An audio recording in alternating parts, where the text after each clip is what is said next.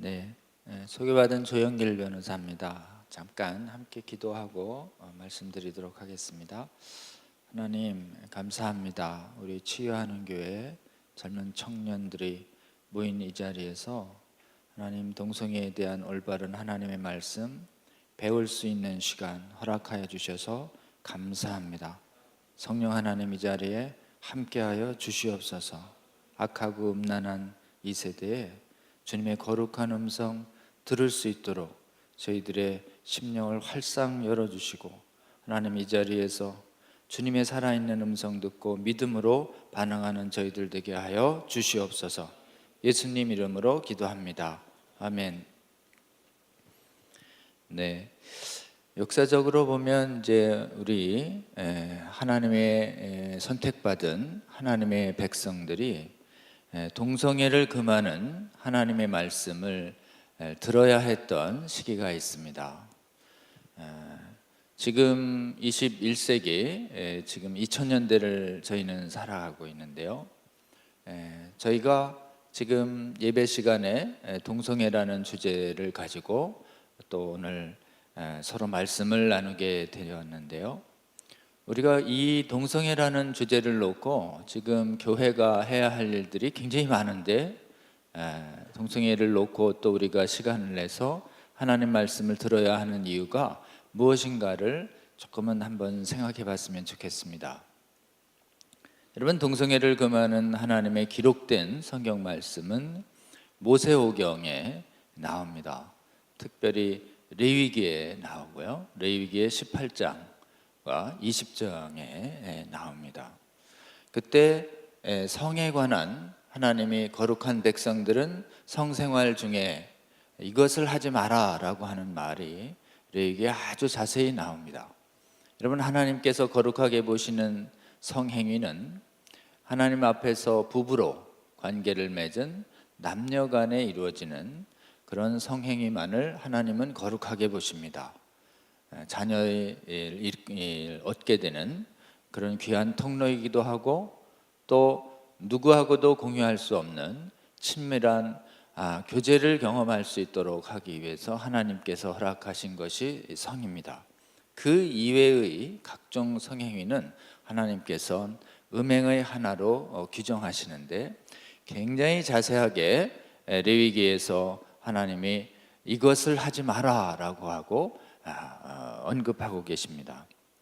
근데 그 레위기의 18장에 그 말씀을 하시기 전에 너희는 애굽과 가나안의 가증한 풍속을 따르지 마라 라는 말씀이 레위기 18장을 앞뒤로 이렇게 덮고 있습니다. 그것을 비춰볼 때 레위기 말씀들은 처음엔 가까운 가족 내의 근친 간에 절대 우리가 입에 올리기도 민망한 아주 친한 가족들을 일일이 다 거명하시면서 성행위의 대상으로 삼지 마라 라는 말씀이 계속 이어지고, 그 다음엔 동물하고 하지 마라.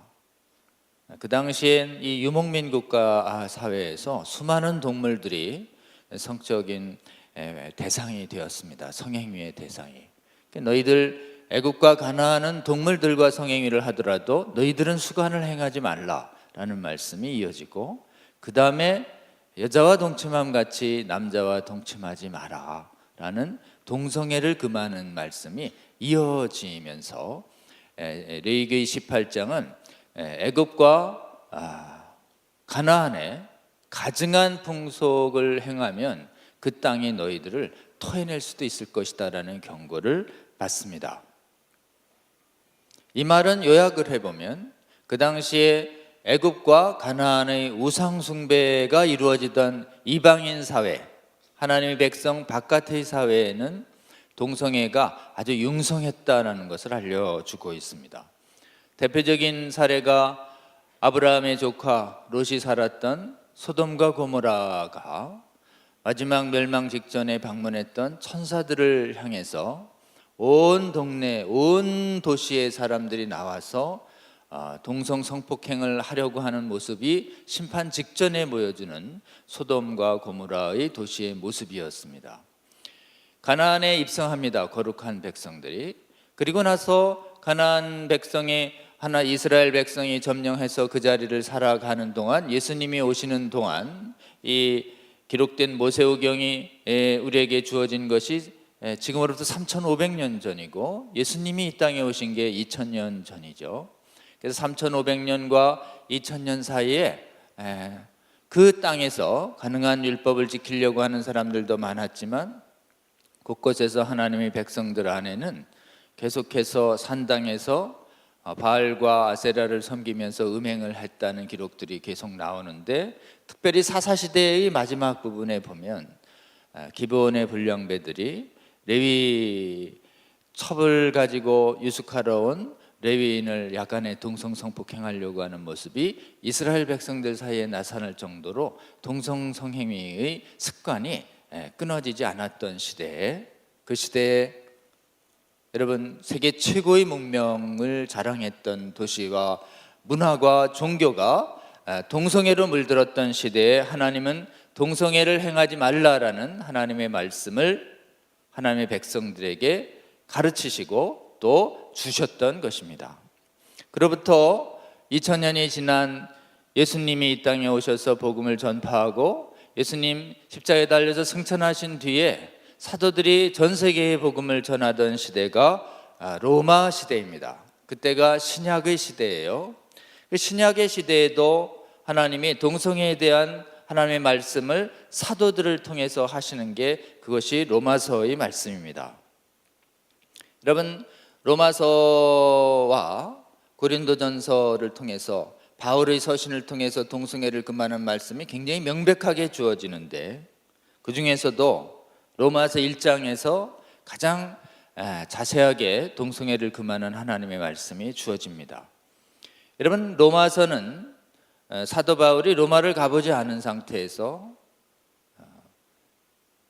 3차 전도 여행을 마치고 예루살렘으로 돌아가려고 하는 도중에 에베소에서 마게도니아 지나서 헬라에서 3개월 보내는 그 시절에 이 로마서를 집필했다고 신학자들은 정통적으로 인정하고 있습니다. 그래서 이 로마서가 집필한 곳은 어디냐면 고린도예요.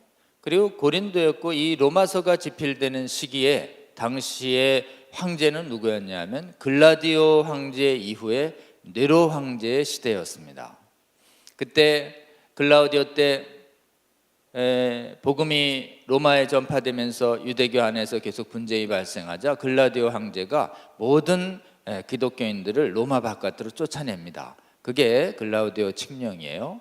그리고 나서 글라우디오 황제 죽고 네로 황제가 다시 취임하면서 그 글라우디오 칙령이 철폐되면서 유대인 그리스도인들이 다시 로마로 돌아와요. 그래서 유대인 그리스도인과 헬라인 그리스도인 사이에는 그 글라우디오 칙령이 그 유효했던 그 기간 동안에 서로 단절해서 예배를 드렸던 그런 풍속 때문에 도대체 복음을 들은 그리스도인들이 율법에서 정한 절기와 음식과 할례를 어떻게 할 거냐를 놓고 상당한 차이가 있어서 서로 유대인과 헬라인들 사이에 같이 예배도 드리지 않을 정도로 교회 안에 분열이 심했던 시대였습니다. 그래서 로마를 가보지 않은 바울에게 있어서는 로마의 교인들은 믿음 안에서 복음 안에서 유대인과 헬라인 사이의 이 분열과 갈등을 빨리 치유해야 되겠다는 생각하에 이 로마서를 집필하고 있는데, 1장엔 이방인들은 하나님 앞에서 모두 죄인이다라는 걸 언급을 하고, 2장엔 유대인들도 하나님 앞에서 다 죄인이고, 따라서 3장에는 누구도 자신의 행위와 율법을 지키는 준수 여부를 가지고 구원받을 수 없기 때문에 오직 하나님의 의는 하나님의 은혜로 믿음으로 구원받는다는 하나님의 믿음에 의한 그 구원 교리를 1, 2, 3장에 걸쳐서 이렇게 해가고 있습니다. 이런 상황에서 이방인의 가장 대표적인 범죄로 무엇을 말하고 있냐면 동성애를 가장 많은 분량을 할애하면서 1장 18절부터 무려 32절까지 자세하게 동성애를 금하는 하나님의 말씀을 선포하고 있습니다. 여러분, 로마 시대에 얼마나 이방인 사회, 특히 교회 바깥의 사회에 동성애가 융성했냐라고, 얼마나 융성했기 때문에 바울이 다짜고짜 이방인의 대표적인 범죄로 가장 많은 분량을 할애해서 동성애를 하나님이 금하신 범죄의 하나로 이렇게 설명하고 있는 것일까요? 여러분, 로마 시대의 동성애를 보여주는 대표적인 사례가 세 가지 있습니다. 그게 뭐냐면 이 책의 지필지였던 고린도의 생활을 보면 알 수 있습니다. 여러분, 고린도는 당시에 50만이 살았던 세계 최대의 무역도시 중에 하나였는데, 그 중에 대표적으로 지금도 고린도의 성지순례 여행을 가면 남아있는 두 개의 신전이 아주 대표적이에요. 하나가 비너스 신전인 아프로디테 신전, 또 하나가 아폴로 신전이에요. 여러분, 그 당시의 신전에는 신전을 섬기는 전임 사제들이 있었는데 여신에게는 여자 사제들이 있었고 남신인 아폴로 신전엔 남자가 있었습니다. 예배 드리러 오는 사람들은 신에게 제물만 드리는 것이 아니라 예배의 핵심 방법이 뭐냐 하면 신전에서 섬기던 사제들과 육체적인 성행위를 하는 것이 예배의 핵심이었습니다. 그러니까 제물을 드리고 비너스 신전에서는 여자와 아폴로 신전에서는 남자와 성관계를 맺는 것이에요. 그래서 신전 창기들이라고 할 수 있을 정도입니다. 숫자가 어느 정도냐고 하면 비너스 신전에 무려 1000여 명의 전임 사제들, 창녀들이 있었다라고 얘기합니다. 예배를 드리러 오는 사람이 남녀를 불문합니다. 비너스 신전에 여자가 오면 동성애를 하는 것이고, 아폴로 신전에 남자들이 주로 예배를 들어오러 오면 아폴로 신전의 주된 예배 방법은 남성 간의 동성 성행위였던 것이에요. 그래서 고린도의 경험을 해보니 고린도에 있었던 신전이 로마에도 동일하게 있었기 때문에 고린도의 일반인들이 비너스 신전과 아폴로 신전에서 음행과 동성애가 아주 일상화된 것을 보고 로마의 일반 시민들도 그럴 것이다라고 가보지 않고도 짐작하고 동성애를 금하는 하나님의 말씀이 선포되고 있었던 것입니다.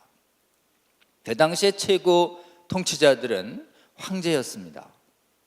황제들이 성생활에 대하여 여태까지 남아있는 명백한 문헌들이 있습니다. 대표적으로는 우리나라에 번역된 문헌 중에 수에토니우스라는 사람이 쓴 12명의 황제들이라는 책이 있습니다. 그게 예수님 오시기 전에 카이사르부터 시작해서 도미티아누스까지 12명의 황제들의 생활의 업적에 대해서 썼는데, 황제들의 생활을 언급하는 마지막에 언급할 때마다 언급된 게 뭐냐면 성생활이에요. 여러분, 혹시 국내에도 번역되어 있어요? 읽어보시면 거의 모든 황제들마다 음란한 성행위뿐만 아니라 동성 성행위를 언급하는 부분이 다 나옵니다. 최초의 황제인 아우구스투스부터 티베리우스, 갈리굴라, 글라우디오 단 한 사람만 동성 성행위를 안 했다고 나오고, 전부 이 책에 쓰여지는 네로 이후에 도미티아누스 황제까지 전부 황제들이 공공연히 동성애를 행하고 있습니다. 특별히 네로 황제의 경우에는 그 포각한 잔인한 기독교 탄압으로도 유명하지만 본인이 공식적으로 2번을 동성 결혼식을 대대적으로 공식적으로 엽니다. 한 번은 남자로서, 한 번은 여자가 돼서 동성 결혼식을 대대적으로 올렸다라는 것이 수에토니우스의 황제들에게 나옵니다. 여러분, 그 당시에 가장 정신적으로 존경받는 사람들, 정신적 지도자들, 소위 영적 지도자들이 누구였냐 하면 철학자들이었어요. 요즘도 철학자 이러면 교회의 지도자들 못지않게 정신적인 권위를 가진 사람들이 철학자들이죠. 당시에 로마의 철학자들은 그리스 철학을 계승했습니다. 그리스의 대표적인 철학이 우리가 알고 있는 플라톤, 소크라테스, 아리스토텔레스, 이런 사람들 수많은 기억을 하실 겁니다.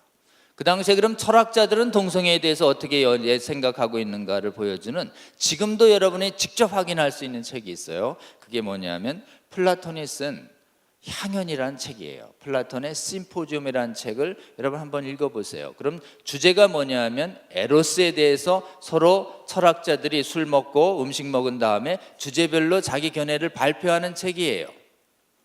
또 오늘날 심포지움이라면 여러 사람이 한 주제에 대해서 자기의 소신을 얘기하는 학술 대화를 심포지움이라고 합니다. 그래서 저는 심포지움 좋은 건 줄 알았어요. 근데 제가 동성애 반대 사역하면서 다시 한번 심포지움을 읽어보니까 동성애적 관점에서 보면 아주 굉장히 놀라운 책입니다. 거기에 에로스 이러면 육체적 사랑을 말하죠. 육체적 사랑의 상대로서 자기의 배우자나 자기의 이성 파트너를 언급하는 게 절대 아닙니다. 거기에 보면 누구와 사랑을 즐겁고 감동적으로 나눌 거냐를 얘기하냐면 전부 장년과 노년의 철학자들이 소년 애인과의 장년과 청년의 장년과 노년의 철학자들이 전부 에로스의 상대로 삼는 게 누구냐? 소년 애인이에요. 그래서 그 책을 읽어다 보면 소년 애인을 밑줄 긋다 보면 계속 소년 애인만 나오는 것을 놀랍게 발견하게 됩니다. 여러분, 소년 애인은 40대, 50대, 60대의 철학자들이 20대의 청년을 말하는 게 아니에요. 10대 전후반의 어린아이들을 말하고 있는 것입니다. 오늘날로 따지면 동성 성폭행범들이에요. 그걸 자랑스럽게 에로스로 말하고 있는 것입니다. 황제들이 동성애를 합니다. 정신적 지도자들, 오늘날로 따지면 유명한 대학 교수들이 대놓고 동성애인들을 자랑하며 소아 성폭행을 미화하고 있는 사회였고, 대대적으로 일상에서 일반인들은 예배드리러 갔다 하면 신전 곳곳에서 동성 음행이 펼쳐지던 그 시대가 그리스 로마 시대였던 것이에요. 그 시대에 주님의 은혜로 복음으로 하나님의 콜링을 받은 하나님의 백성들은 교회 바깥이 위로부터 아래까지 전부 동성성행위로 음란과 동성성행의 쾌락에 빠져 있을 때 로마를 한 번도 와보지 않은 사도 바울을 통해서 동성애는 하나님이 금하신 죄이고 그것을 행하면 죽음으로 정했다는 것이 하나님의 율법이라고 하는 하나님의 말씀을 들어야 했습니다. 그리고 그러한 복음을 가르쳐야 했습니다. 지금 2000년이 흘렀습니다. 그 복음이 전해지면서 300년 후에 로마가 기독교화가 됩니다. 로마가 기독교가 된 후 로마의 복음이 강제되면서 동성애적 습관이 서구의 문명의 아래로 지하로 스며듭니다. 그래서 거의 공식적으로 동성애를 융성했던 로마 시대가 사라진 것 같이 보였는데, 중세가 끝나면서 이 기독교 정신이 인간을 존중했던 그리스 로마 문명을 파괴했다. 정말 인류가 번성하려면 다시 그리스 문화의 문화로 돌아가야 된다. 그게 르네상스예요. 그 르네상스가 되살려낸 게 뭐냐면 그리스 로마의 철학을 되살려냅니다. 그래서 르네상스 이후에 점점점 기독교 정신에 의해서 세워진 나라들에게 인간의 논리와 설득력과 언변을 강조하는 그리스의 로마의 철학들이 대학과 지성을 점점점 점령해 들어가서 지금 전 세계의 대학은 어떻게 됐느냐? 지금 전 세계의 대학은 기독교의 정신이 지배하기보다는 그리스 로마의 헬레니즘적인 철학이 지배하는 철학이 되어버렸습니다. 그래서 지금 대학가에 가서 성경에 뭐라고 말했습니다. 성경에 기록되었습니다라는 권위보다 플라톤이 이렇게 말했습니다. 아리스토텔레스가 이렇게 말했습니다. 소크라테스가 이렇게 말했습니다. 그리스의 철학자들이 이렇게 말했습니다라고 하는 것이 더 권위가 있는 시대가 되어버린 것이에요. 여러분, 오늘날 대학에서 최고의 권위를 자랑하는 그리스의 철학자들이 전부 누구였냐? 동성애인을 두고 동성성폭행을 하면서 동성성행위를 미화했었던 철학자들의 정신적 후예라고 하는 것이에요. 그렇기 때문에 오늘날 대학가들은 전 세계, 특히 우리에게 복음을 전해준 선진국일수록 동성애를 옳다 하는 자들이 지성계를 지배하고 있는 것입니다. 여러분, 우리가 누구랑 싸워야 하는가? 동성애자들이 아니에요. 동성애자들은 우리도 다 연약해서 크고 작은 죄를 범하고 있는 것처럼 죄인들이에요. 그 동성애자들 중엔 이게 안 되는데 이러면서도 연약해서 끊지 못하는 분들이 있어요. 이런 분들은 우리가 싸우는 사람들이 아닙니다. 우리가 싸우는 사람 누구냐 하면 로마서 1장 32절이에요. 그들이 이 같은 일을 행하는 자는 사형에 해당한다고 하나님께서 정하심을 알고도 자기들만 행할 뿐 아니라 그런 일을 행하는 자들을 옳다 하느니라. 그런 일 안에 동성애를 넣어볼게요. 동성애를 옳다 하는 자들이 2000년 전에 있었어요. 2000년 전엔 지금의 훨씬 대학가에 많아요. 동성애를 옳다 했던 철학자들의 철학적 지성과 영성을 계승한 오늘날의 수많은 대학들의 지성들이 전부 동성애를 옳다라고 하는 정당화 이론을 만들어내고 있는 것이에요. 특별히 선진국에 옥스퍼드, 캠브리지, 하버드, 예일, 매사추세츠, 버클리, 여러분이 귀에 들었던 이른바 명문대학일수록 동성애 정당화론자들로 완전히 압도하고 있는 시대가 오늘날의 시대인 것이에요. 일반인들도 동성애자들을 아주 자연스럽게 보고 동성애를 반대하며 아주 반문명적으로 보는 문화가, 그래서 패션, 영화, 기업, 각종의 동영상, 웹툰, 소설, 동성애를 정당화하는 문화가 서구를 완전히 뒤덮었어요. 우리나라도 마찬가지입니다.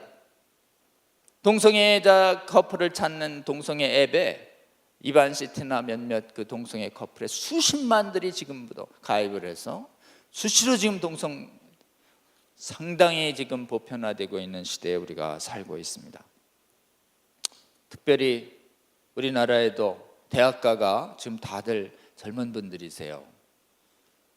여러분의 지금 대학의 분위기가 어떻습니까? 대학에서 동성애를 반대하면 완전히 반문화적이고 반시대적인 이른바 보수 말도 안 되는 무지한 사람이라고 꼴통이라는 네이밍을 받기가 아주 쉬운, 특히 2016년도에서는 저희 모교였던 서울대학교의 총학생회장이 동성애로 커밍아웃한 여자가 총학생회장이 되고, 특별히 성경을 믿는다는 연세대 신학생 출신 동성애자가 연세대에는 여자 총학생회장으로 당선되고, 가이스에도 동성애자로 커밍아웃한 사람이 총학생회 간부로 당선되는, 보세요. 오늘날에도 여러분의 대학가에, 그리고 저희 자녀들도 지금 대학교 막 졸업하고 지금 대학 자녀들인데 입학하자마자 총학생회가 주관하는 데 갔다 오면 전부 성소수자와 동성애를 어떻게 볼 것이냐에 대한 동성애 정당화 이론이 음으로 양으로 강요되는 시대에 우리가 살고 있지 않습니까? 지금 이 시대가 2000년 전하고 놀랍도록 유사하지 않습니까? 또 하나, 오늘날은 아주 독특합니다.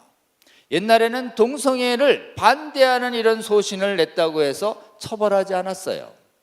근데 요즘 신종 법률 이론이 등장한 게 그게 뭐냐면, 동성애를 반대하면 황제를 반대한 것처럼, 황제 숭배를 반대한 것처럼 법으로 만들어서 처벌하는 법이 만들어집니다. 그 법이 뭐냐면 차별금지법이에요.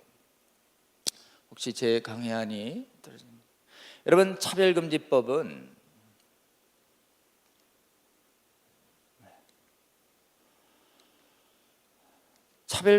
무슨 법이냐면 동성애자를 차별하지 말자라는, 동성애자를 포함해서 수많은 약자들을 차별하지 말자라는 법 이름으로 되어 있습니다. 근데 실제로는 차별하지 말라라는 이 말이 놀랍게도 복음에 있다는 걸 여러분 아십니까? 바로 이 로마서 3장에 차별하지 말라는 메시지가 나와요. 그것은 로마서 3장 22절에 뭐라고 되어 있냐면, 오직 믿음으로 구원받는 데 있어서 유대인이나 헬라인이나 차별이 없느니라. 그러니까 차별 없다는 말은 사람 사이에 차별이 없다는 뜻이에요. 그런데 이 사람 사이에 차별 없다는 말을 행위를 놓고는 하나님께서 1장과 2장을 보면 로마인의 죄와 이방인의 죄와 유대인의 죄를 낱낱이 언급하면서 사람의 행위 중에는 하나님의 죄로 보시는 행위와 의로운 행위가 있다. 다시요, 죄로 보는 행위와 의로운 행위가 있다. 그래서 특히 죄의 리스트를 아주 자세히 언급하십니다. 그래서 하나님은 사람은 차별하지 않지만 믿음으로 구원받는 데 있어서 뭔 차별해요? 행위에는 분명한 구별을 하십니다. 행위가 의냐 죄냐를 구별해요. 이걸 뭐라고 얘기하냐면 차별이라고 안 하고 이거는 분별이라고 얘기하는 것입니다. 다시요, 행위는 분별을 하는 것이에요. 근데 요즘 신종범죄가 뭐냐면 동성애를 반대했어요. 특정한 동성애자와 특정한 동성애자 집단을 반대한 게 아니고 동성애를 반대했어요, 바울처럼. 그럼에도 불구하고 그 말을 들으면 동성애자와 동성애 지지자가 감정이 상처를 입었다는 이유로 동성애를 반대하면 동성애자를 차별하는 것으로 우기는 것이에요. 그래서 동성애를 반대하는 것은 차별이다, 인권 침해다라고 하는 법 논리가 만들어지면서 동성애 반대자를 처벌하는 법이 만들어지는데, 그게 뭐냐 하면 차별금지법이에요. 여러분, 차별금지법, 오늘날에 등장한 새 이론은 어떤 특징을 갖고 있냐면, 반대하면 처벌하는 법. 황제 숭배 반대하면 2000년 전에 처벌됐죠.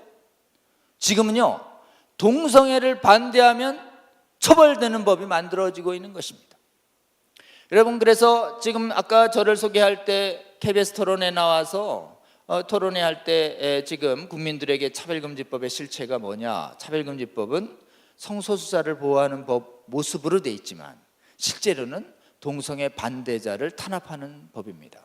동성애 반대자를 범죄로 모는 법이에요. 그 반대의 자유를, 그럼 반대의 자유가 없고 지지만 있으면 지지자들의 독재 아니냐. 반대의 이유와 반대의 근거를 얘기할 수 있어야 사람들이 자기가 따져보고 자기의 이성과 판단을 가지고 이것을 할지 말지를 결정할 수 있는데, 지지만 있고 반대만 없으면 사람들이 그 위험성에 대한 경고를 못 받기 때문에 동성애가 수없이 국가사회와 공동체를 오염시킬 수 있다, 국민들의 선택권을 침해할 수 있다라는 점을 시종일관 토론회에서 얘기했죠. 그랬더니 동성애 지지자들 중에 둘이 있어요. 반대의 자유도 인정하는 사람이 있고 반대의 자유를 인정 안 하는 사람이 있어요. 근데 저하고 토론회에 맞섰던 진중권 교수하고 금태섭 의원은 반대의 자유를 인정하지 않는 독재론자였어요. 그러니까 댓글이 딱 끝나고 나서 반대한다고 다 처벌한다는 거야? 그러면 지지할 수 없지 라고 해서 국민들이 거의 댓글에 90%가 차별금지법 반대로 나왔습니다.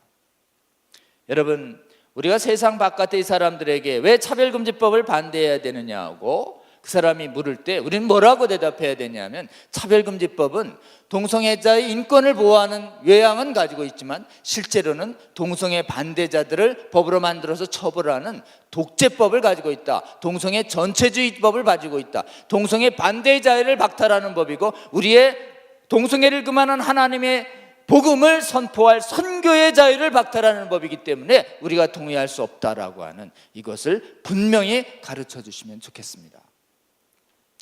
여러분, 동성애 반대의 자유를 침해하는 이 차별금지법이 어디에 그래 반대자가 처벌하는 거로 나와요? 이렇게 물을 수 있어요. 법문께 안 나옵니다. 다시요.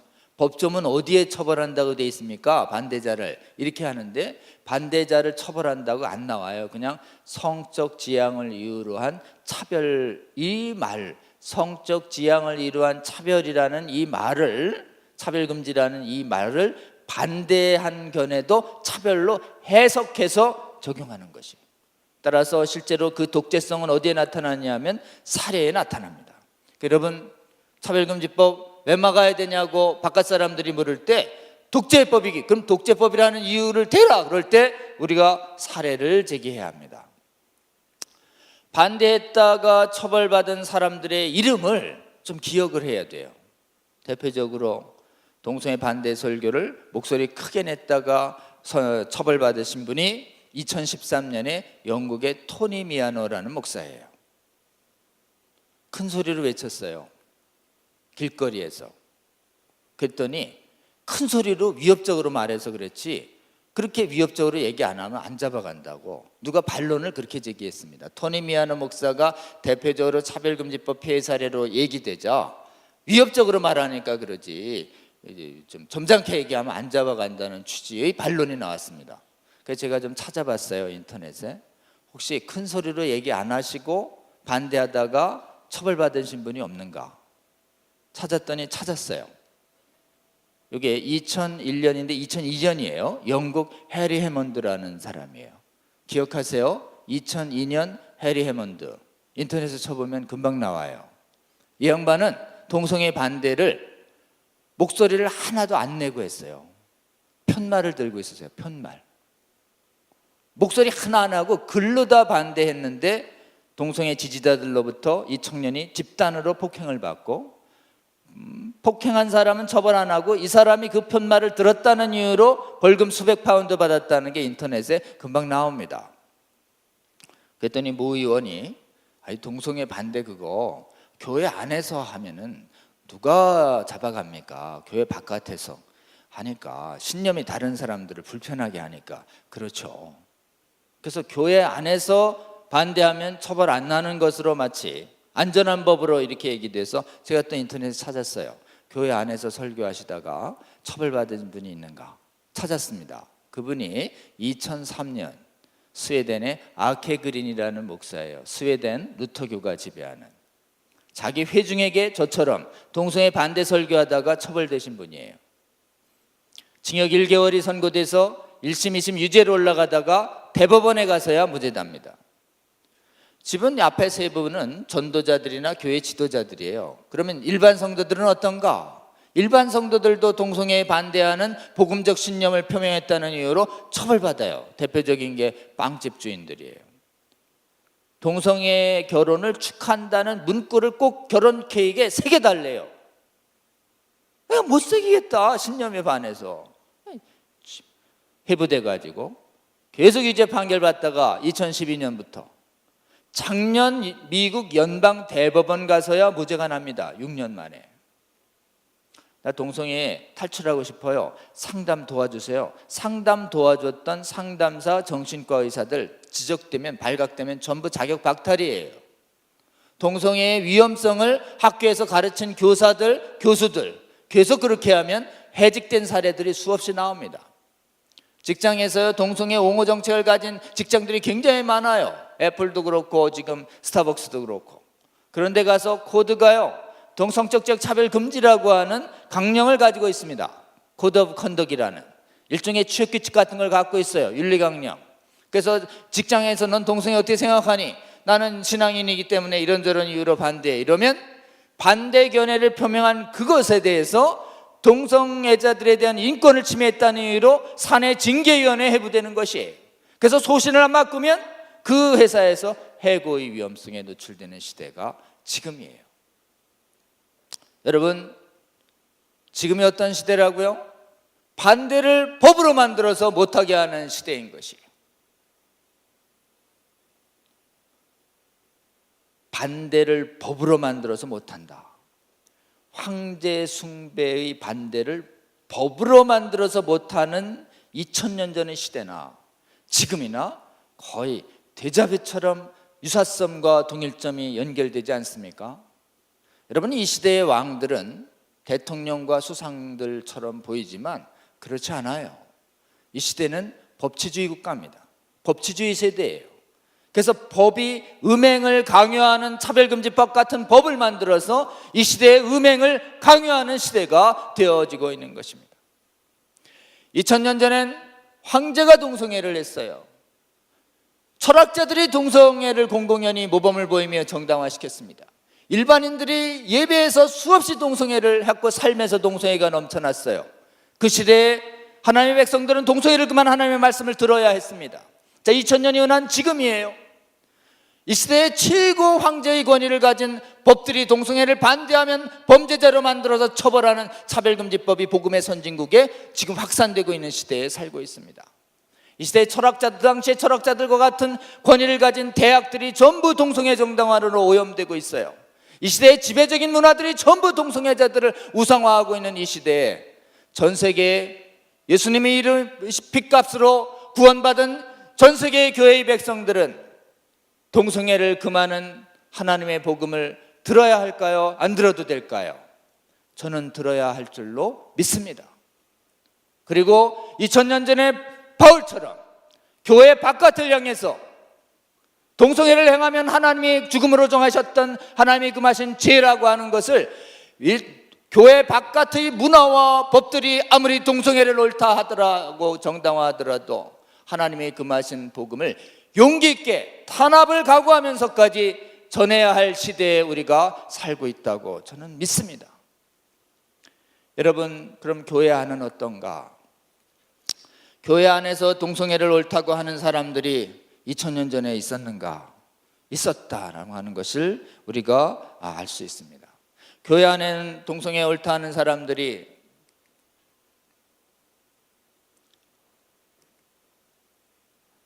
고린도전서에 보면 나옵니다. 고린도전서 6장 9절은 이렇게 시작합니다. 불의한 사람들이 하나님의 나라를 유업으로 받을 줄 알지 못하십니까? 로 시작을 합니다. 여러분, 이 고린도전서는요 어디서 쓰여진 책이냐 하면 고린도 교회가 2차 전도 여행 때 바울이 개척한 교회예요. 그리고 고린도전서를 쓸 때는 3차 전도 여행 중인 에베소에서 사역 중이었어요. 그래서 이 책은 에베소에서 쓰여진 글입니다. 에베소에서 고린도 교회의 소식을 들어요. 고린도 교회 들을 때 그 고린도 교회 안에 고린도전서 6장 9절을 보니까 음행하는 자나 탐색하는 자나 남색하는 자 쭉 나오면서 이런 사람들도 하나님 나라에 들어갈 수 있다는 얘기들이 교회 안에 퍼지고 있었어요. 다시요. 음행하는 자나 남색하는 자나 탐색하는 자나 하나님 나라의 유업으로 받지 못할 줄 알지 못하십니까? 미혹되지 말라라고 하는 6장 9절의 말을 볼 때 당시 고린도 교회 안에는 교회 아니에요. 동성애를 행하면서도 하나님 나라에 들어갈 수 있다라고 하는 사람, 얘기를 전하는 사람들이 고린도 교회 안에 있었던 것이에요.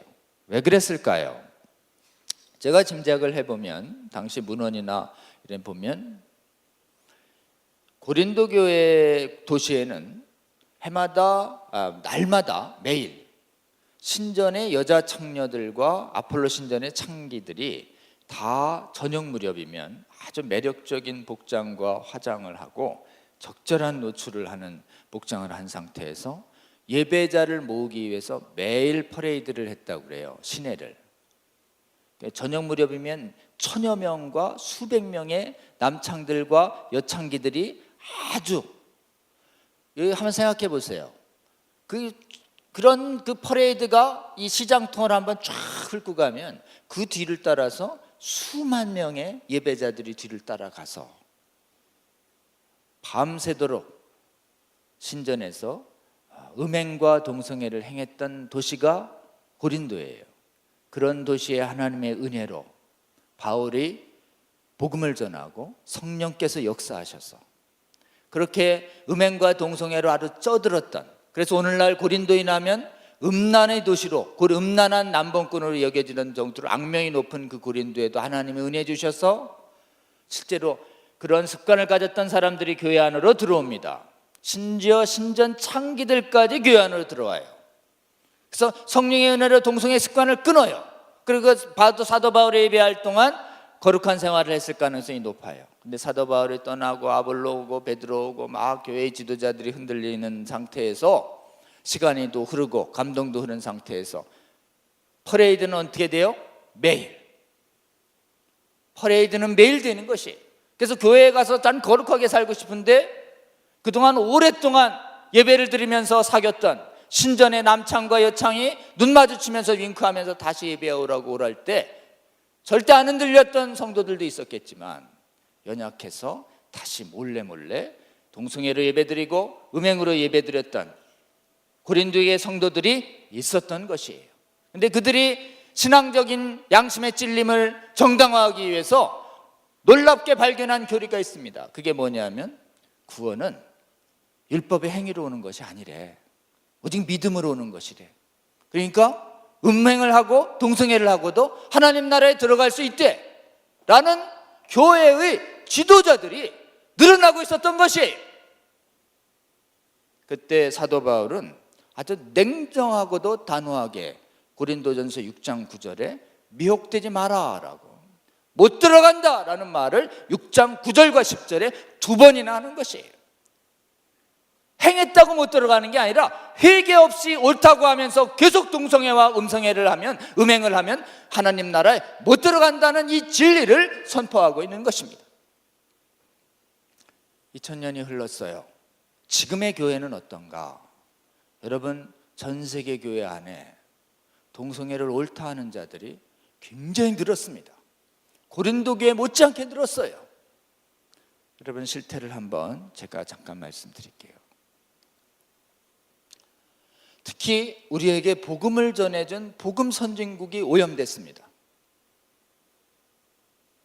옛날에는 유럽, 미국, 캐나다, 뉴질랜드, 호주같이 북미와 유럽의 지배들 경우엔 신학교에 다녀오면 다 거기 교회를 그냥 따라가면 신앙생활 잘하는 것으로 생각하기 쉬웠습니다. 그런데 놀랍게도 요즘은요 20, 30년 사이에 확 변했어요. 특히 동성애에 대해서. 그래서 교회 안에 지도자들 중에 동성애를 해도 하나님 나라에 갈 수 있다고 고린도 교회의 지도자들처럼 가르치던 사람들이 교회 안에 무지하게 늘었습니다. 특히 누가 늘었는가 하면 헬레니즘적 같은 인본주의적인 논리적인 철학적인 방법을 가지고 신학을 하는 경우가 있어요. 여러분, 헬레니즘은 설득력과 논리력이 끝내줍니다. 잘 납득이 돼요. 그래서 이 설득력과 논리력을 가지고 헬레니즘적 방식을 가지고 신학을 연구하는 방식을 크게 자유주의적 방식이라고 그래요. 그러니까 이 자유주의 신학이 서양의 신학을 주류를 압도하면서, 그리고 복음주의적 신학을 조롱하면서, 너 아직 그렇게 설득력도 없는 복음을 믿냐? 이 조롱하면서 실제로는 신학이 동성애를 옹호하는 신학까지 나타나기 시작한 것입니다.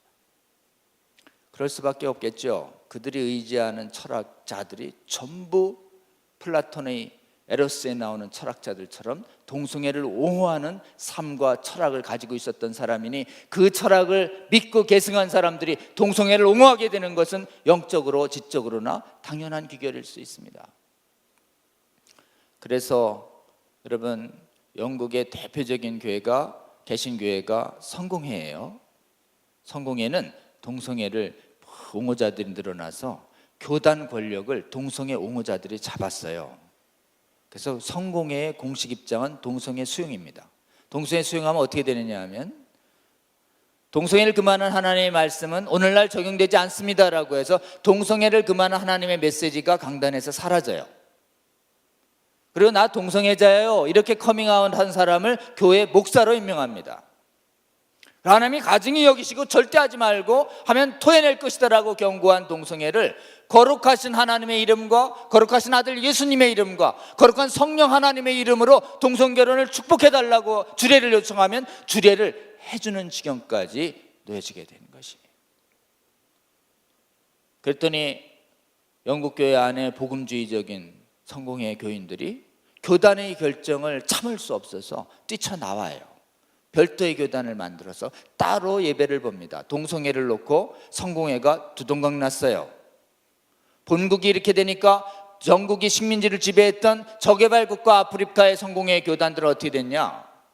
거기는 아무리 돈 많고 선진국이라 하더라도 성경에 명백히 어긋난 결정이기 때문에 못 따라가겠다 이렇게 해가지고 아프리카의 성공회 교단은 동성애를 반대합니다. 그러니까 성공회가 영국에서 쪼개지고 전 세계 지역적으로 쪼개지고 있는 것이에요. 똑같이 유럽 대륙의 지배적인 개신교회인 루터교회가 똑같아요.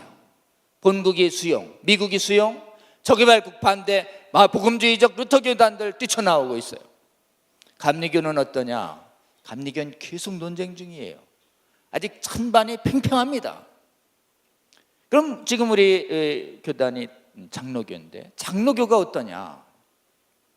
유감스럽게도 우리에게 가장 영향을 준 데가 미국 장로교인데, 미국 장로교가 논쟁 끝에 오래전에 동성애자 목사를 임명하더니 2015년도에 동성결혼을 합법화하는 교단 헌법을 통과시킨 게 PCUSA 미국 최대 장로교대는 2015년에 허용됐습니다. 그러니까 제일 난리가 난 곳이 어디냐? 한인 교회들이 난리가 났어요. 한인 교회는 한국의 영향을 받아서 전부 동성애 반대하거든요. 그 동성애 허용 교단에 남아있을 거냐 뛰쳐나갈 거냐를 놓고 논쟁합니다.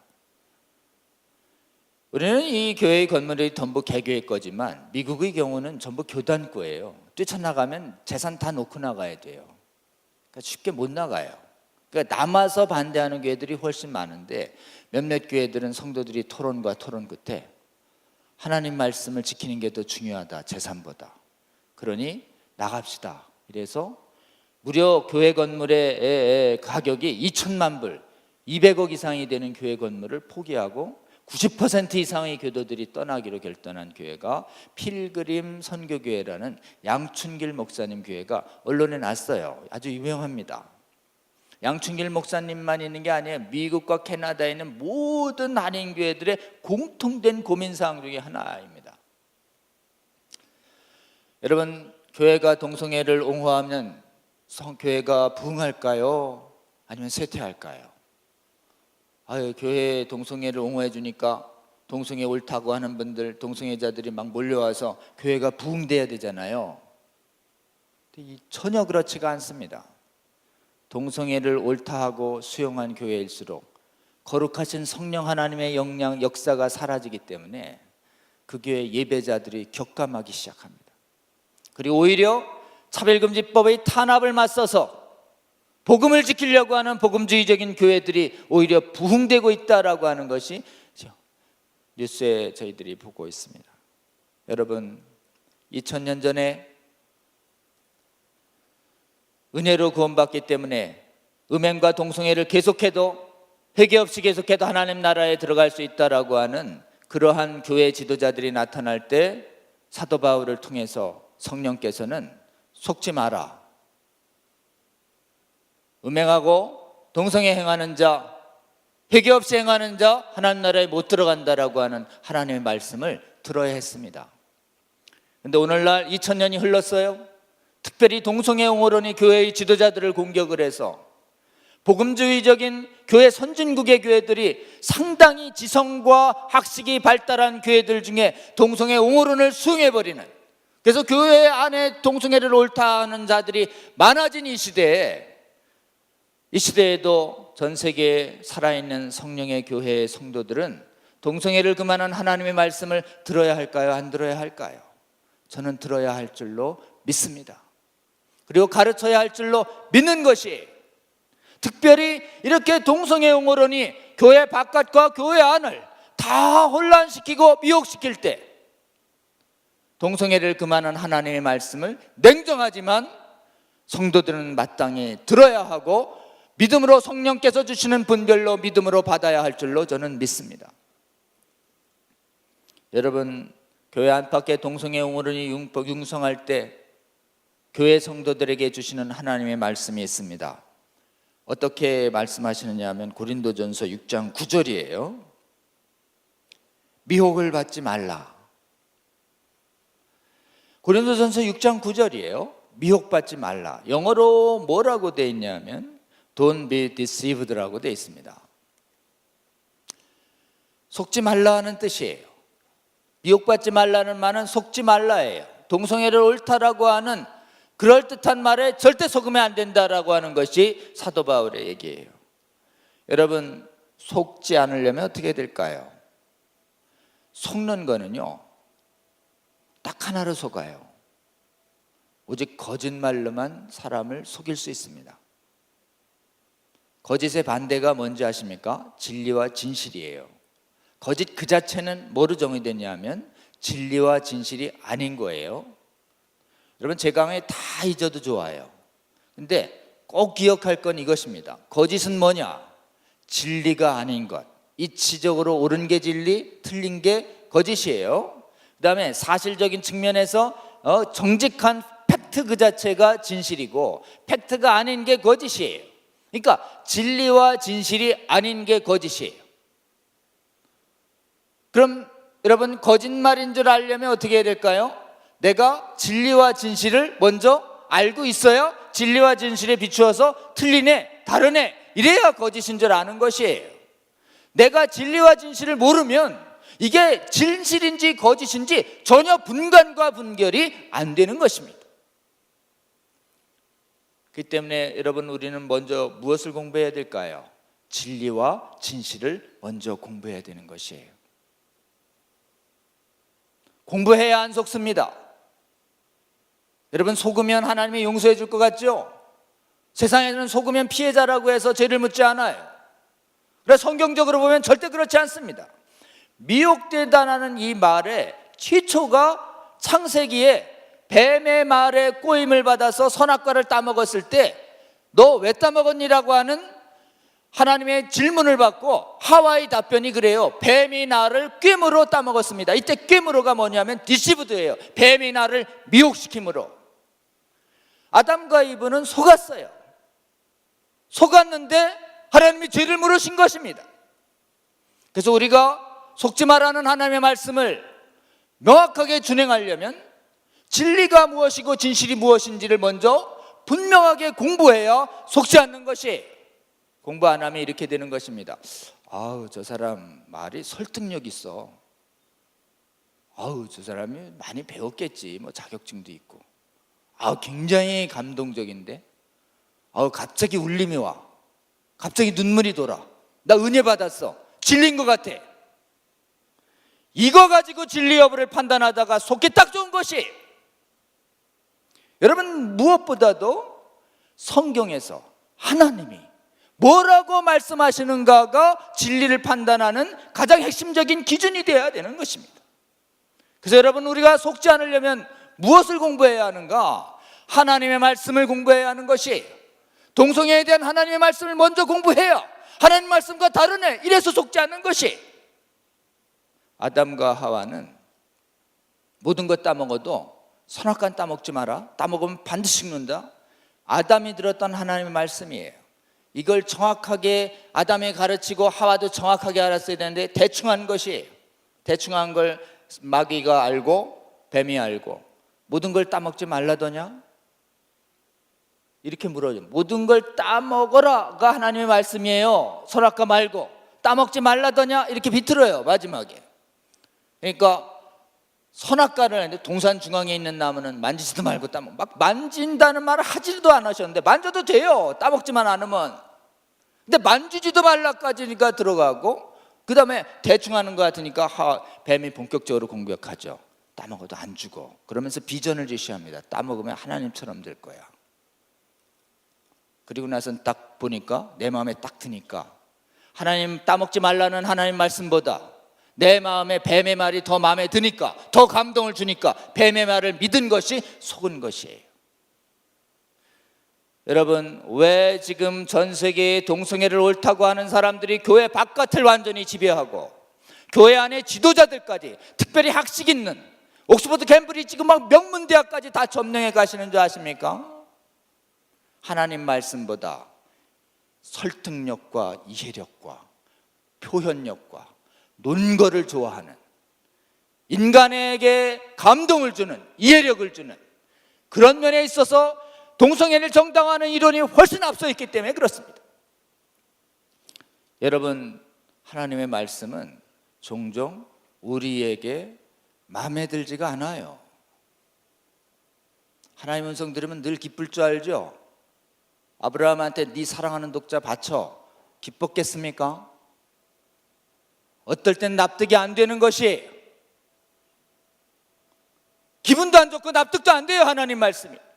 그래도 하나님이 말씀하시면 내가 기분이 안 좋고 납득도 안 되더라도 하나님께서 말씀하시고 성경에서 말씀하셨기 때문에 내가 믿음으로 받겠습니다. 이게 진정한 겸손입니다. 여러분, 겸손을 잃어버릴 때 우리는 속기 딱 좋은 것이에요. 그래서 여러분, 하나님의 말씀을 먼저 공부해야 합니다. 이 시대에 수많은 사람들이 자꾸 속으니까 이 땅에 마귀가 속이려고 할 때 어떻게 안 속는지를 예수님께서 이 땅에 오셔서 몸소 시범으로 보여주셨어요.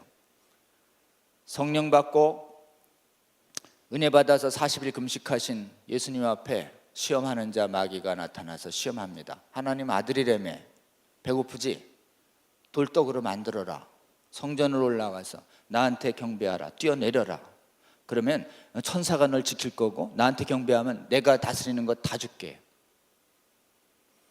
그럴 때 예수님께서 마태복음을 한번 보세요. 뭐라고 말씀하시는가? 네 말이 틀렸잖아, 이 말 안 하십니다. 예수님의 답변을 잘 보세요. 기록되었으되, 성경에 말씀하시기를 이런 뜻이에요. 기록되었을 때 인간은 떡으로만 살 게 아니고 말씀으로 사는 것이고, 주 여호와 하나님을 시험치 말고 오직 경배할 것은 기록되었을 때 여호와 하나님이다. 성경 말씀 들이대니까 한마디의 반론을 제기하지 않고 마귀가 떠나갑니다. 여러분, 이 시대에 단언컨대 교회 안팎에 동성애를 옳다고 하는 사람들이 수많은 학위와 권위와 설득력과 논거와 감동을 가지고 여러분을 속일 거예요. 그럴 때 우리는 뭐라고 대답해야 될까요? 성경에 이르기를, 복음에 이르기를, 이렇다라고 하는 복음을 가지고 승리하는 저와 여러분 되시기를 바랍니다. 여러분, 이 시대에 속이는 대표적인 거짓말 5가지가 있는데 한 4가지만 간단히 우리가 하나님 말씀에 비추어 그 거짓됨을 드러내고 한번 진리가 얼마나 위대한지. 여러분, 거짓말을 이기는 건 뭐예요? 말솜씨가 아니에요. 톤과 자세가 아닙니다. 진리를 이기는 거, 거짓을 이기시는 건 딱 하나, 진리뿐이에요. 그러니까 성경적 진리가 무엇인지를 분명히 알아야 그 분명히 알고 믿음으로 받아야 하는 것이에요. 알고도 믿음으로 안 받으면 속아요. 분명히 하와가 아담으로부터 하나님 말씀 들었어요. 알았어요. 믿음으로 정확하게 받았어야 되는데 믿음으로 잘 안 받고 자기 감정에 휘둘리니까 휘둘리는 것이에요. 여러분, 1번 첫 번째 거짓말이 뭐냐면 동성애는 타고난대요. 어쩔 수가 없대요. 못 바꾼대요. 유전자가 있대요. 이걸 과학의 이름으로 속였습니다. 해머라고 하는 거짓 논문을 가지고 속였어요. 거짓 논문이 93년도에 나왔는데 반론이 15년 뒤에 나왔고 본격적으로 이걸 뒤집는 방대한 연구는 그로부터 2000년, 20년이 지난 뒤에야 나왔어요. 그러니까 많은 사람들이 지난 20여 년 동안 동성애는 타고난다는 거짓 논문이 대서특필되고 사이언스에 되면서 다 속은 것이에요. 여러분, 최근에 대표적인 논문들을 기억해야 합니다. 제가 토론회 때 가지고 간 논문인데 인터넷에 보면 쉽게 나옵니다. 2016년 존스 홉킨스 대학의 맥큐 교수, 기억하세요? 2016년 존스 홉킨스 맥큐. 그 다음에 작년이에요. 2018년 가나 교수의 브로드 인스티튜트. 둘 다 앞에 이 1993년 해머 논문보다 방대한 유전자 공학을 가지고 다 뒤졌어요. 요즘 게놈 프로젝트 식으로 47만 명을 다 통계 조사했는데 나타나지 않았습니다. 그래서 요즘 유전자 논쟁은 결론이 났어요. 유전자가 있다는 어떠한 증거도 발견되지 않습니다. 유전자 없다가 결론인데 과학적으로는 이렇게 표현해요. 있다는 증거가 없다, 이렇게 표현합니다. 유전자 논쟁을 할수록 정당화론이 밀리니까 이제는 유전자 논쟁을 안 해요. 그럼 요즘 뭐라고 얘기하냐면 성적 지향은 못 바꿔요. 취향은 못 바꿉니다. 기도해도 안 바뀌어요. 그래서 많은 분들이 이렇게 얘기합니다. 네, 지금 이거 계속 지금 동성애 문제 가지고 동성애 합법화 소송할 때 제가 갑자기 불려 나왔어요. 소송에서 성적 지향에 대해서 이렇게 얘기합니다. 나는 동성애만 이끌립니다. 태어나서부터 지금까지. 이성에게는 아무런 관심이 없어요. 특히 부모들 가정에서 논쟁이 발생합니다. 젊은 세대와 동성애를 옹호하는, 반대하는 부모 세대 사이에. 엄마, 아빠, 나는 동성애만 이끌려. 이성에 전혀 관심이 없단 말이야. 기도해도 안 바뀌어. 하나님 날 이렇게 만드신 것 같아. 그럼 있는 그대로 진정해 줘야지. 자꾸 바꾸라고 정죄하면 어떡하란 말이야. 어쩔 수 없단 말이야 라고 눈물을 흘리면서 이해해 주기를 호소합니다. 이 말은 거짓일까요? 진실일까요? 이 말은 어떻게 반박해야 될까요? 여러분, 이 말은요, 반쯤은 진실이고 반쯤은 거짓이에요. 진실과 거짓이 섞이면 진실일까요? 거짓일까요? 다시 말씀드려요. 진실과 거짓이 섞이면 전체적으로 거짓이에요. 이단이 진실을 90% 이상 품고 거짓을 5%, 10% 함량으로 주는 것이에요. 그리고 뛰어난 마귀일수록 진실 함량이 높아요. 95, 99, 99.1. 그 중에서 0.1이라도 거짓말이에요. 섞이면 거짓인 것이에요.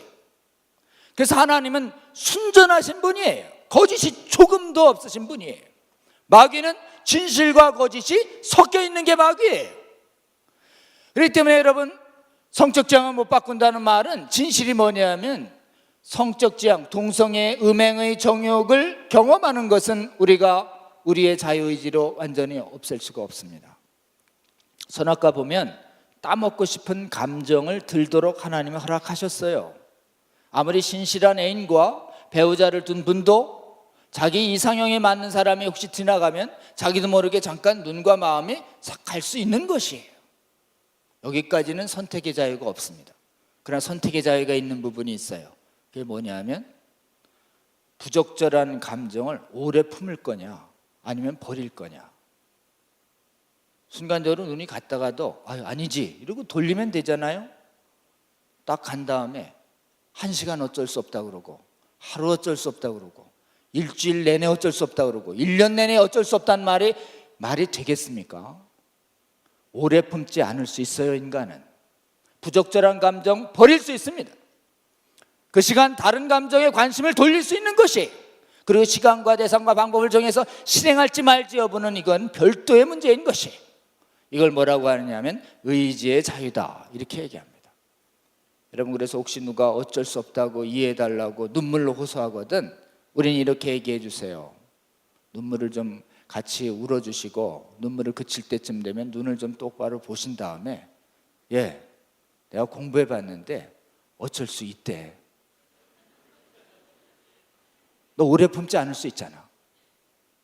너 실행과 시간과 계획 세워서 실행에 옮기지 않을 수 있지 않니?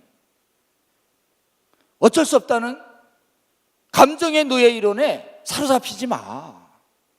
인간은 감정의 노예자가 아니잖아.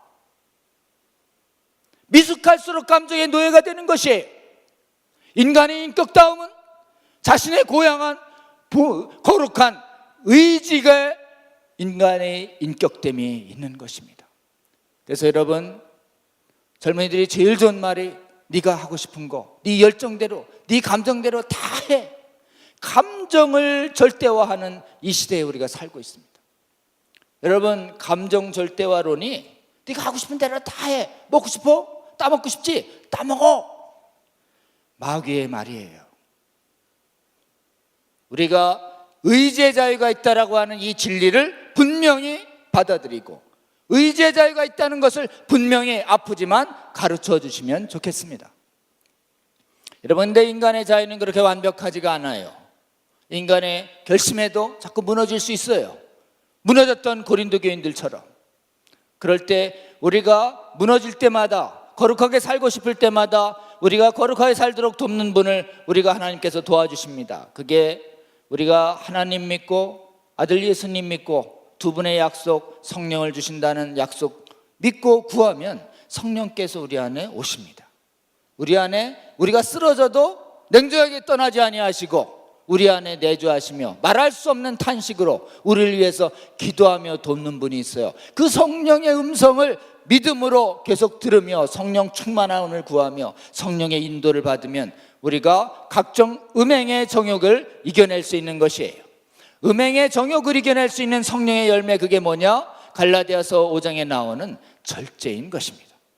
여러분, 세계의 교회 안팎을 지배하고 있는 동성애를 포함한 각종 음행의 정욕을 이겨낼 수 있는 유일한 힘으로도 아니고 능으로도 아니고 오직 하나님의 성령인 거룩한 영의 도움을 받을 때에만 우리는 동성애를 옳다고 하는, 음행을 옳다고 하는 오늘날의 악하고 음란한 세대를 이겨낼 수 있다고 믿습니다.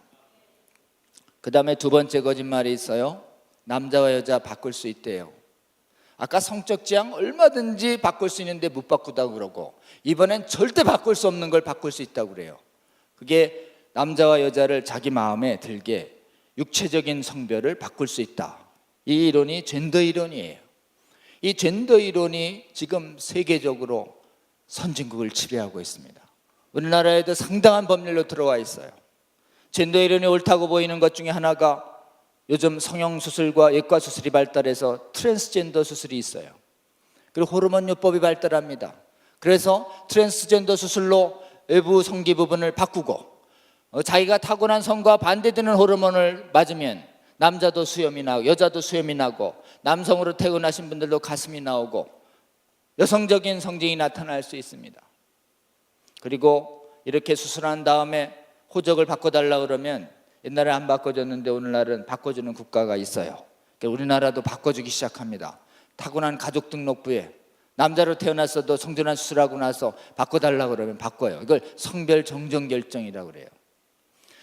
꼭 수술해야 바꿔주냐? 수술 안 해도 바꿔달라. 이게 젠더 이론이에요. 수술 안 해도 바꿔주는 일들이 요즘 서부지방법원 시작해서 우리나라에도 많이 나타납니다. 수술도 호르몬요법도 안 바꾼 상태에서 자기 생각에 내가 바뀌었다고 생각해서 바꿔준 사례가 많아요. 여러분, 이 세상적으로 법률도 바뀌고 수술도 바뀌고 호르몬요법도 바뀌고 트랜스젠더들이 막 사회활동을 막 주위에 가까이 있는 이 시대에 남녀는 정말 바꿀 수 있는 거 아니야? 남녀의 육체적성이 중요한 게 아니라 사회적성, 인간의 이 주관적 결정이 더 중요한 거 아니냐라고 하는 젠더 이데올로기가 오늘날 젊은이들을 아주 그냥 지배하고 있습니다. 그리고 오늘날 이 젠더 이데올로기를 만들어낸 살아있는 유명한 사람이 있어요. 버클리 대학의 주디스 버틀러라고 하는, 본인이 레즈비언 동성애자예요. 근데 사진 보시면 알겠지만 굉장히 중성적 매력이 있는 아주 잘생긴 분이 있어요. 이분이 젠더 이론을 마련한 것이 전 세계로 지금 확산되고 있는 시대에 살고 있습니다. 여러분, 이 성을 내 마음껏 바꿀 수 있다라고 여겨지는 오늘날의 이 젠더 시대에, 그리고 오늘날 이 젠더 개념이 하도 일반화돼서 남녀평등 대신에 젠더평등이라는 말을 즐겨 쓰는 이 시대에, 심지어 대통령께서도 젠더평등이라는 말을 의식적으로 계속 쓰는 이 시대에 우리가 살고 있는 것이에요. 여러분, 인간이 선택한 성이 젠더고 타고난 육체적인 남녀의 구별을 영어로는 섹스라고 그러는데 한국어로 번역하면 똑같아요. 그러니까 더 헷갈리는 것이에요. 이 시대의 진리는 무엇일까요? 진리를 먼저 말씀드릴게요. 여러분, 진리는 인간의 육체적 성을 결정하는 건 뭐냐 하면 수염, 가슴, 목소리 이런 게 아닙니다. 성기 이런 게. 육체적 성을 결정하는 건 유전자예요. 유전자. 그래서 남자의 유전자 XY, 여성의 유전자 XX. 이 유전자를 바꿀 수 있을까요? 없을까요? 오늘날 아무리 발달해도 이 유전자가 안 바뀝니다. 다시, 유전자 안 바뀌어요. 남녀의 육체적 성을 결정하는 유전자를 바꾸는 기술 없어요. 그러니까 2016년 존스 홉킨스 대학의 매큐 교수는 성의 변경은 바이올로지컬리, 생물학적으로 불가능하다. 매큐 교수의 이 말이 성경적 진리와 부합합니다. 그래서 성전환 가능하냐 이렇게 물으면 성의 전환이 아니라, 트랜스젠더가 아니라 섹스 체인지, 남녀의 교환은, 남녀의 변경은 불가능하다라고 하는 매큐 교수 얘기를 전해주세요. 그 다음에 성경을 믿는 분한테 이렇게 알려주시면 좋겠습니다. 남자와 여자로 정하신 분은 누구예요? 창세기를 보면 인간을 창조하시되 지으시되 남자와 여자로 지으시고, 자, 주어가 누구예요? 하나님이. 남자와 여자로 정하신 분은 하나님이. 인간에게 수많은 자유를 줬지만 남자로 여자를 선택할 자유는 인간에게 절대 주지 않았습니다. 그건 하나님이 고유의 영역에 남겨놓으신 거예요. 젠더 이론은요, 하나님 제 성 잘못 정하신 거 아니에요? 제 육체적 성 마음에 안 들어요. 바꿔주세요. 안 돼요? 안 바꾸면 하나님 내려오세요. 내 성을 결정하는 그 위치에 내가 가겠습니다. 그 이론이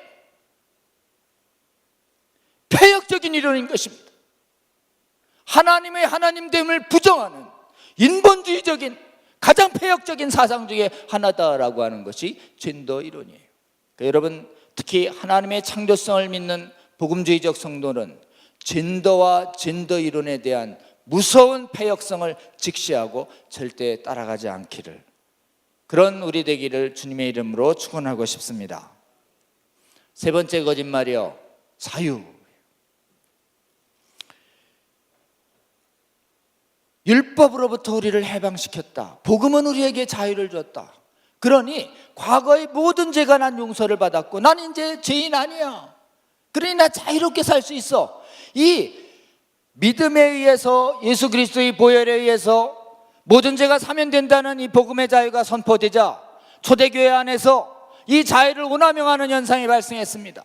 그 자유를 가지고 각종 음행을 계속하면서 이게 그리스도인이 느껴야 할 자유라고 막 자유로 음행을 정당화하는 일이 발생하니까 갈라디아서에 너희를 자유롭게 하시려고 자유를 주셨으니 다시 죄의 멍에를 짓지 말라. 너희를 자유롭게 하시려고 너희가 자유로 부름을 받았으나 그 자유로 음행에 노예되지 말고 서로 사랑의 종노릇하라라고 하는 하나님의 말씀이 떨어지는 것이에요. 여러분, 2000년 전에도 자유를 가지고 음행과 동성애를 정당화했던 교회 지도자들이 있었습니다. 이게 오늘날의 구원파의 이론이에요. 한번 구원받으면 모든 죄를 범해도 된다. 그래 절대 구원은 잃어버리지 않는다. 그래 마음껏 죄짓자라는 것이에요. 여러분, 이 자유는 이게 모든 것 따먹는데 하나님이 금하신 선악과는 따먹지 마라는 계명을 받은 아담과 하와가 모든 것 따먹어도 돼, 선악과까지 따먹어도 된다, 그래야 자유다라고 하는 뱀의 거짓말을 계속하고 있는 것입니다. 여러분, 오늘날 동성애를 자유와 인권이래요. 성적 자기결정권이 있대요. 그게 내 파트너 내가 결정한대요. 그래 누가 뭐라는? 그래서 레위기에 있는 오늘날의 이 음행을 정당화하는 성혁명 이론은 동성애 기독교 안에 있는 거룩한 성윤리를 파괴하는 이론으로 발전하고 있는 것입니다. 여러분, 자유에 거짓 자유가 있어요. 거짓 자유는 이것입니다. 모든 걸 할 자유가 자유다. 모든 금기를 없애는 게 자유다. 그래 하고 싶은 거 다 해. 은혜의 시대에 다 용서받을 거야. 얼마나 좋은 복음이에요. 죄의 쾌락을 마음껏 누릴 수 있는 이론이잖아요. 여러분, 이 이론 인간이 좋아할 줄 알기 때문에 뱀이 창세기부터 속이는 것이에요. 복음이 선포될 때부터 속이고. 여러분, 참된 자유는 뭘까요? 참된 인권은 뭘까요? 그건 이것입니다. 죄로부터의 자유예요. 죄를 행할 자유가 아닙니다. 다시요, 죄를 행할 자유는 죄의 노예가 되는 길이에요. 다시요, 죄를 행할 자유는 죄의 노예가 되는 마귀의 거짓말인 것이, 참된 자유는 과거의 죄로부터인 자유인 용서이고 현재와 미래의 죄로부터인 자유인 거룩의 능력인 것이에요. 그래서 여러분, 정말 자유롭거든 죄 안 짓고 살 능력이 있을 때 자유를 선언할 수 있어야 합니다. 나 죄 안 짓고 살고 싶은데 왜 자꾸 짓고 싶지? 죄의 사슬이 된 것이에요. 동성애를 정당화하는 이 자유와 인권이란 말로 아주 심플합니다. 그래서 여러분, 진정한 자유는 바르게 살 자유, 거룩하게 살 자유가 참된 자유이지, 음행을 행할 자유는 죄의 노예가 되니라고 하는 이 성경적 진리를 가지고 인권과 성적 결정권을 이유로 모든 음행을 풀어버린 오늘날의 거짓말에게 진리를 가지고 대응해서 이기는 저와 여러분 되시기를 바랍니다. 여러분, 그리고 마지막에 이렇습니다. 죄를 미워하는 것이 죄인을 미워하는 것이다. 그래서 혐오를 배제해야 한다. 지금 교회 안에서 안팎으로 극우 기독교의 혐오주의가 팽배하고 있다. 모든 혐오를 배제한다. 이게 동성애 옹호 이론이에요. 그래서 혐오라고 하는 말에 아주 주눅이 들어가지고 동성애에 따르는 끔찍한 에이즈, 곤지름, 질병들, 동성애의 죄에 따르는 피해, 이런 걸 얘기 못하는 분들이 많아요. 그래서 그렇게 한 끔찍한 반대, 분명한 반대, 이런 걸 못하도록 하는 경우가 많습니다. 여러분, 모든 혐오를 금한다, 복음적일까요? 하나님이 금하신 혐오는 사람에 대한 혐오예요. 하나님이 금하신 것은, 그리고 하나님이 명하신 혐오가 있습니다. 이걸 반드시 혐오해라. 죄를 미워하라. 악을 미워하라. 악을 혐오하라는 건 하나님의 명령이에요. 다시요, 사람을 사랑하라. 하나님의 명령이에요. 그 사람이 죄인이든 아니든 사람을 미워하지 마라. 그러나 모든 악은 내가 악을 미워하노니 너희도 악을 미워하라. 너희도 악을 혐오해라. 가증하다라는 말을, 가증하다는 말은 디테스터블이에요. 몹시 싫어한다는 뜻이에요. 혐오한다, 이런 뜻입니다. 이걸 하나님은 구별하십니다. 그러나 오늘날 동성애 정당화 이론은 죄를 미워하면 죄인들이 기분 나쁘고 감정 상처이기 때문에 죄를 미워하지 말래요. 여러분, 진리가 선포되면 죄인들이 늘 기뻐하는 게 아닙니다. 진리가 선포되면 그 진리를 반대되는 거짓을 진리로 믿었던 사람들이 그 진리를 선포하는 사람을 이를 갈며 미워해요. 그래서 진리를 선포하는 것이 늘 세상으로부터 지지받는 게 아니에요. 여러분, 동성애에 대해서 예수님이 무조건 다 음행한 사람을 용서하셨는가? 십자가에 달리기 얼마 전에 성전을 음행하던 여인을 바리새인들이 끄집어 나왔을 때 하도 모세는 돌로 쳐서 죽이라고 그러는데 당신은 어떻게 할 거냐고 다그치니까 땅에서 글씨 쓰던 예수님이 딱 일어나서 한 말씀 하시죠. 여기 죄 없는 자 먼저 돌로 쳐. 그러니까 다 죄가 있으니까 양심에 찔려서 다 도망갔죠. 그러니까 예수님이 그 여인과 1대1로 마주합니다. 널 정죄하던 자 어디 갔냐? 다 갔습니다. 유일하게 정죄하실 수 있고 돌로 치실 수 있는 분이 예수님이에요. 죄가 없으시니까. 내가 아직 최후의 심판 때가 아니기 때문에 나도 너를 정죄하지 않겠다. 가라. 돌아가라. 그러고서 뭐라고 말씀하시나요? 다시는 죄짓지 마라. 다시 죄짓지 마라. 죄는 나쁜 거야 라고 얘기하면서 죄인은 용서하시잖아요. 오늘날 세계교회 안에 동성애를 행하지 마, 다시는 행하지 마라는 예수님의 말씀이 사라지는 교회라면 그것은 예수님의 말씀을 충실히 전하지 않는 교회라고 단언할 수 있습니다. 여러분이 동성애를 금하는 예수님의 말씀과 성경의 말씀을 가지고 세상 바깥을 전할 때 세상 바깥의 사람들이 그렇게 하면 동성애자를 미워하는 것이라고 혐오하는 것이라고 막 우길 거예요. 그럴 때 여러분 뭐라고 얘기해야 될까요? 나는 동성애를 반대하는 것이지 동성애자를 미워하는 게 아니라고. 그리고 죄를 행하는 사람들에게 죄를 행하지 말라고 하는 것이, 보세요, 오늘 에스겔서 읽었죠? 악인에게 악에서 돌아서라고 얘기하는 것. 내가 악인의 죽음을 기뻐할 줄 아느냐? 악인의 돌아섬을 기뻐한다. 그래 에스겔아, 너 가서 악인에게 돌아서라고 얘기해라. 얘기 안 하면 어떻게 하는지 에스겔서에 나오지. 무서운 말씀이 나옵니다, 여러분. 네가 악인에게 악행에서 돌이키라고 얘기해서 그 사람이 안 돌아서면 너한테 책임 안 물을게. 근데 네가 얘기 안 해서 걔가 악인 줄 모르고 계속하다가 죽었다면 네가 악행을 돌이키지 않으라고 말하지 않은 그 책임, 그 악인의 죽음의 책임을 너한테 물을 거야 라고 하는 얘기가 여러분 에스겔서에 나오지 않습니까? 여러분, 거짓말이 지금 동성애를 놓고 교회 안팎을 막 융성할 때 우리는 어떻게 반응해야 될까요? 아유, 동성애 반대, 모든 게 하나님 뜻이야. 전쟁은 하나님께 맡기라고 그랬어. 그냥 기도하고 우리는 조용히 기다리자. 그리고 뭐 그렇게 막 집회 나가고 목소리를 높여서 막 반대하고 토론하고 논쟁하고 이러는 건 성경적이지 않고 우아한 신앙생활에 반대되는 것 같아. 나 지금 우아하게 신앙생활 하고 싶거든. 나 그런 신앙은 아닌 것 같아. 이렇게 생각하는 분들이 의외로 많습니다. 근데 여러분, 성경을 잘 살펴보면 거짓말이 교회의 안팎을 지배할 때 하나님께서 정말 그대로 두셨는가? 침묵하셨는가? 절대 그렇지 않습니다. 특히 하나님 말씀 갖고 장난할 때 절대 하나님께서 그런 거짓 선지자들을 세상 사람들이 더 믿을 때 하나님께서 참 선지자를 계속 보냈어요. 가나안에 정복해서 비는 바알이 주는 거래. 그래서 이 비가 가려지거든, 비를 원하거든 바알한테 제사해 라는 것이 바알 선지자들을 따르던 그 시대의 지배 문화였는데, 엘리야를 통해서 그랬잖아요. 내가 여호와께 기도해야 비 온다. 그리고 나서 사라져요. 3년 동안 비리 안 옵니다. 마지막에 갈멜산에서 수백 명의 바알 선지자와 단 한 명의 여호와 선지자가 대결을 하죠. 북이스라엘이 망해갈 때 남유다에 있던 아모스를 보내서 야, 북이스라엘 망한다 그러라, 계속 회개하라고 전해. 그랬더니 북이스라엘에 있는 거짓 선지자가 이렇게 얘기하죠. 아모스야, 너 돌아가, 네 집에서 해.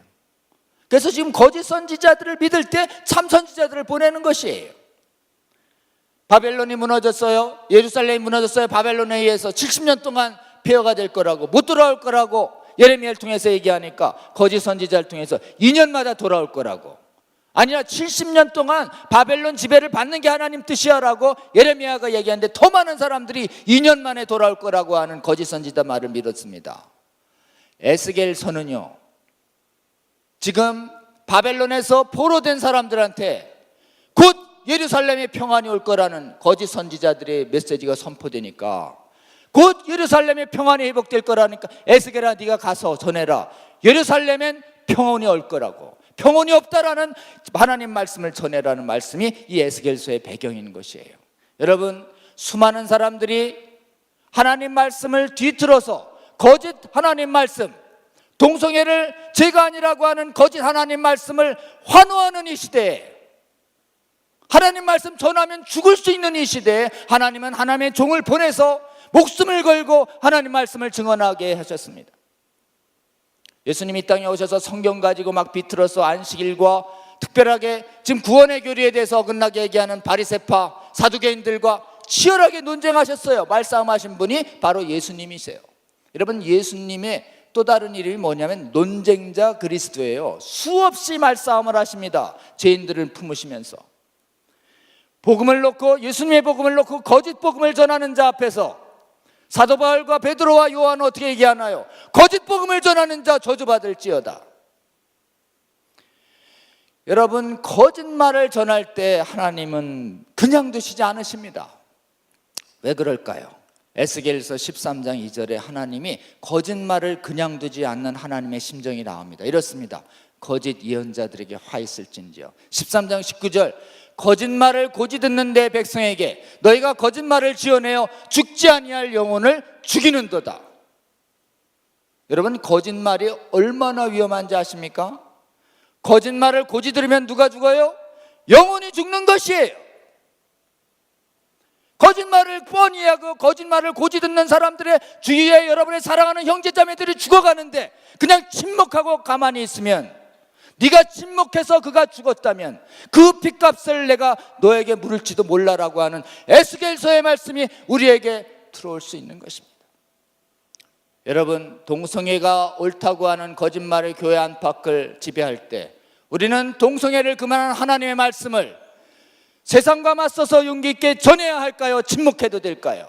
성경의 곳곳의 말씀은 거짓말을 고지 듣는 백성들의 영혼을 구하라, 진리를 말함으로써. 여러분, 그래서 지금 오늘날의 시대는 음행을 정당화하는 시대입니다. 거짓말이 흉흉한 시대예요. 악하고 음란한 시대입니다.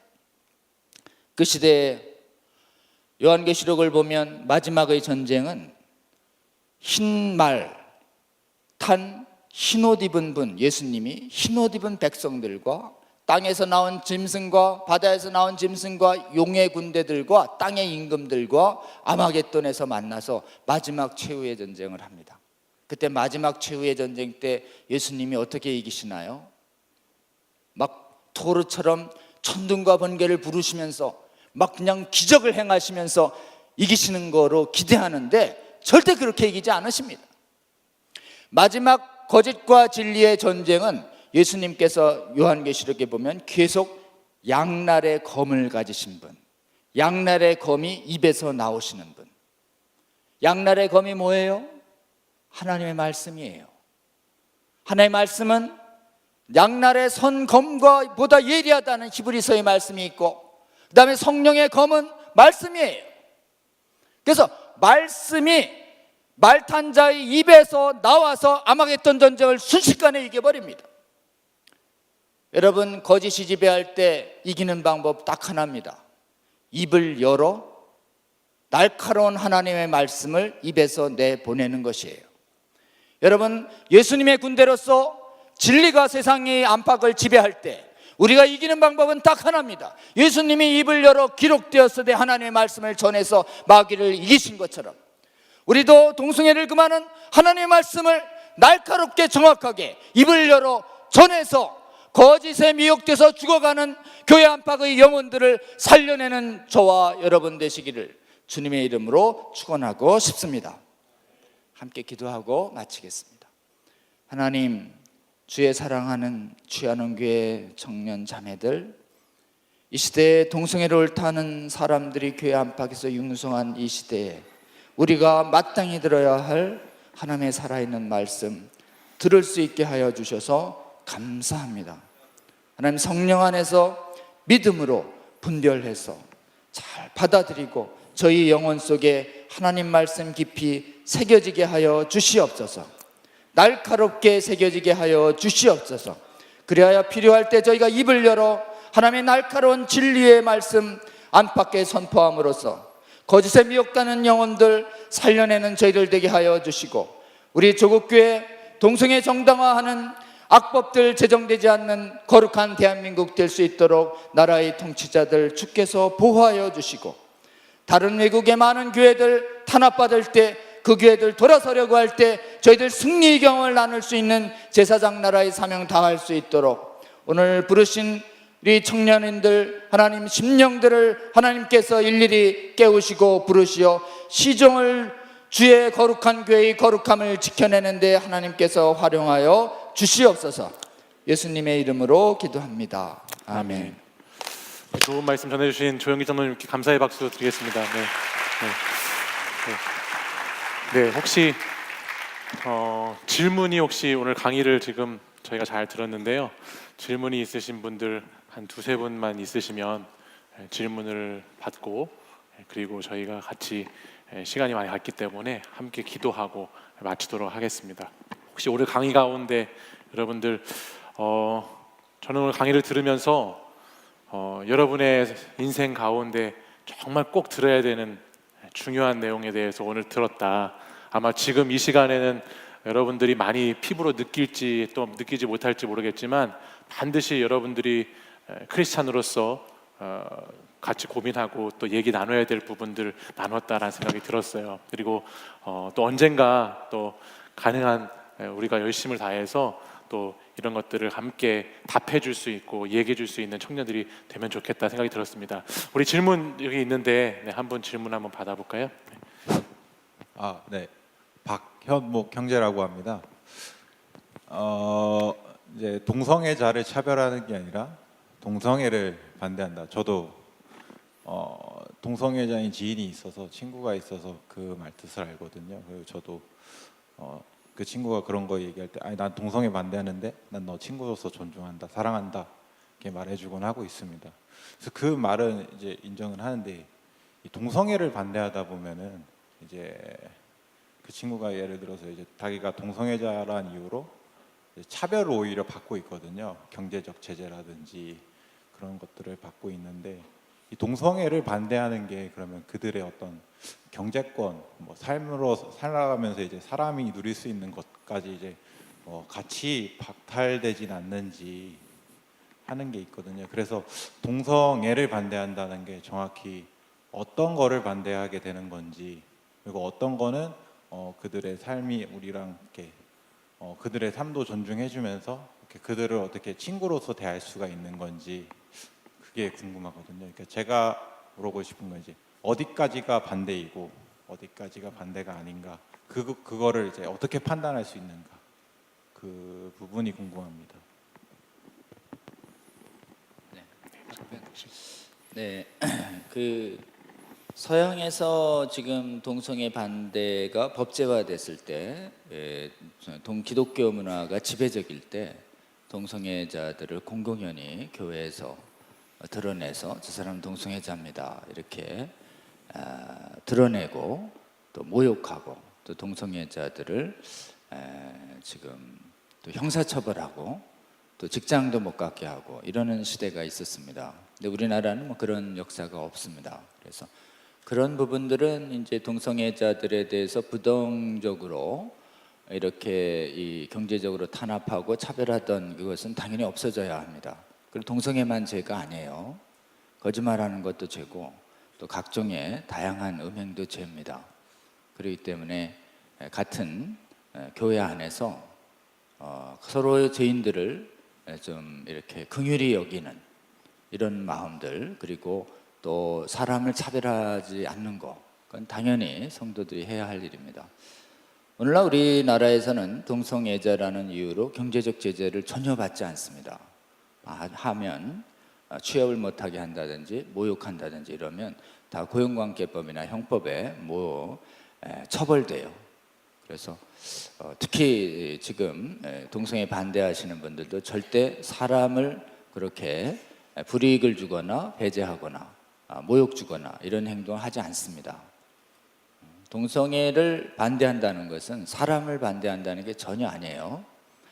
문제는 이제 동성애에 대해 차별하지 말라는 것을 내세워서 동성애를 반대하는 그런 소신을 형제님이 얘기해도 그게 동성애자 차별로 몰아서 처벌하려고 하는 그 법을 말하는 것이에요. 우리가 반대하는 것은 반대의 자유를 막는 것, 동성애를 성경에서 금하신 거라고 하는 이 진리를 전하는 것이 왜 동성애자 차별로 몰아서 못하게 하느냐. 그래서 진리를 전할 자유, 선교의 자유를 박탈하는 법, 그 법이 차별금지법이에요. 그거에 저항해야 합니다. 그래서 여러분 동성애를 반대하는 진리를 분명하게 선포하시면서도 그다음에 동성애자만이 죄가 아니에요. 그리고 일회성 동성애, 습관적 동성애 다 죄고 또 거짓말도 죄고 각종 금행도 죄예요. 그리고 오늘날 좀 불편하게 들릴지 모르지만 혼인 외의 성행위는 다 하나님이 거룩하게 안 보십니다. 젊은이들이 굉장히 싫어하실 수 있어요. 그러나 혼인 외의 성행위는 하나님이 거룩하게 보지 않으세요. 그렇기 때문에 그 수많은 것들이 다 하나님이 거룩하게 보지 않는 것입니다. 거기서부터 계속 돌이키도록 해야 하고, 특별히 우리가 주목하는 것은 동성애 반대를 인권 침해로 몰아서 처벌하려고 하는 아주 교묘한 선교 방해법, 진리 선포 방해법, 이 부분을 하시고, 사람은 긍휼히 여기시고요. 특히 사람을 긍휼히 여기세요. 사람을 절대 미워하면 안 됩니다. 그러나 진리는 단호하게 수호하시는, 진리는 꼭 단호하게 수호하세요. 자, 음행, 창녀, 세리 하나님이 다 부르셨어요. 예수님 품으셨습니다. 그러나 동성애를 옳다하는 자는 단호하게 반대하셨어요. 그 사람이 행위가 거룩하다 하더라도, 그 사람이 행위가 거룩하더라고 동성애를 옳다하는 자들은 치열하게 논쟁해야 하는 것입니다. 거짓을 반대하는 것과 사람을, 죄인을 미워하는 자격은 우리 누구에게도 없는 것입니다. 그래서 정죄하지 않는 예수님과 죄를 미워하시는 예수님 태도, 죄인을 정죄하지 않고 죄를 미워하시는 예수님의 그 태도를 기준으로 삼으시면은 충분히 어려운 상황에서도 분별력 있게 말씀 따라 또 성령의 인도를 받으실 수 있을 것이다, 이렇게 생각합니다. 네, 감사합니다. 또 혹시 질문이 있으신가요? 마이크 좀 해주시겠어요?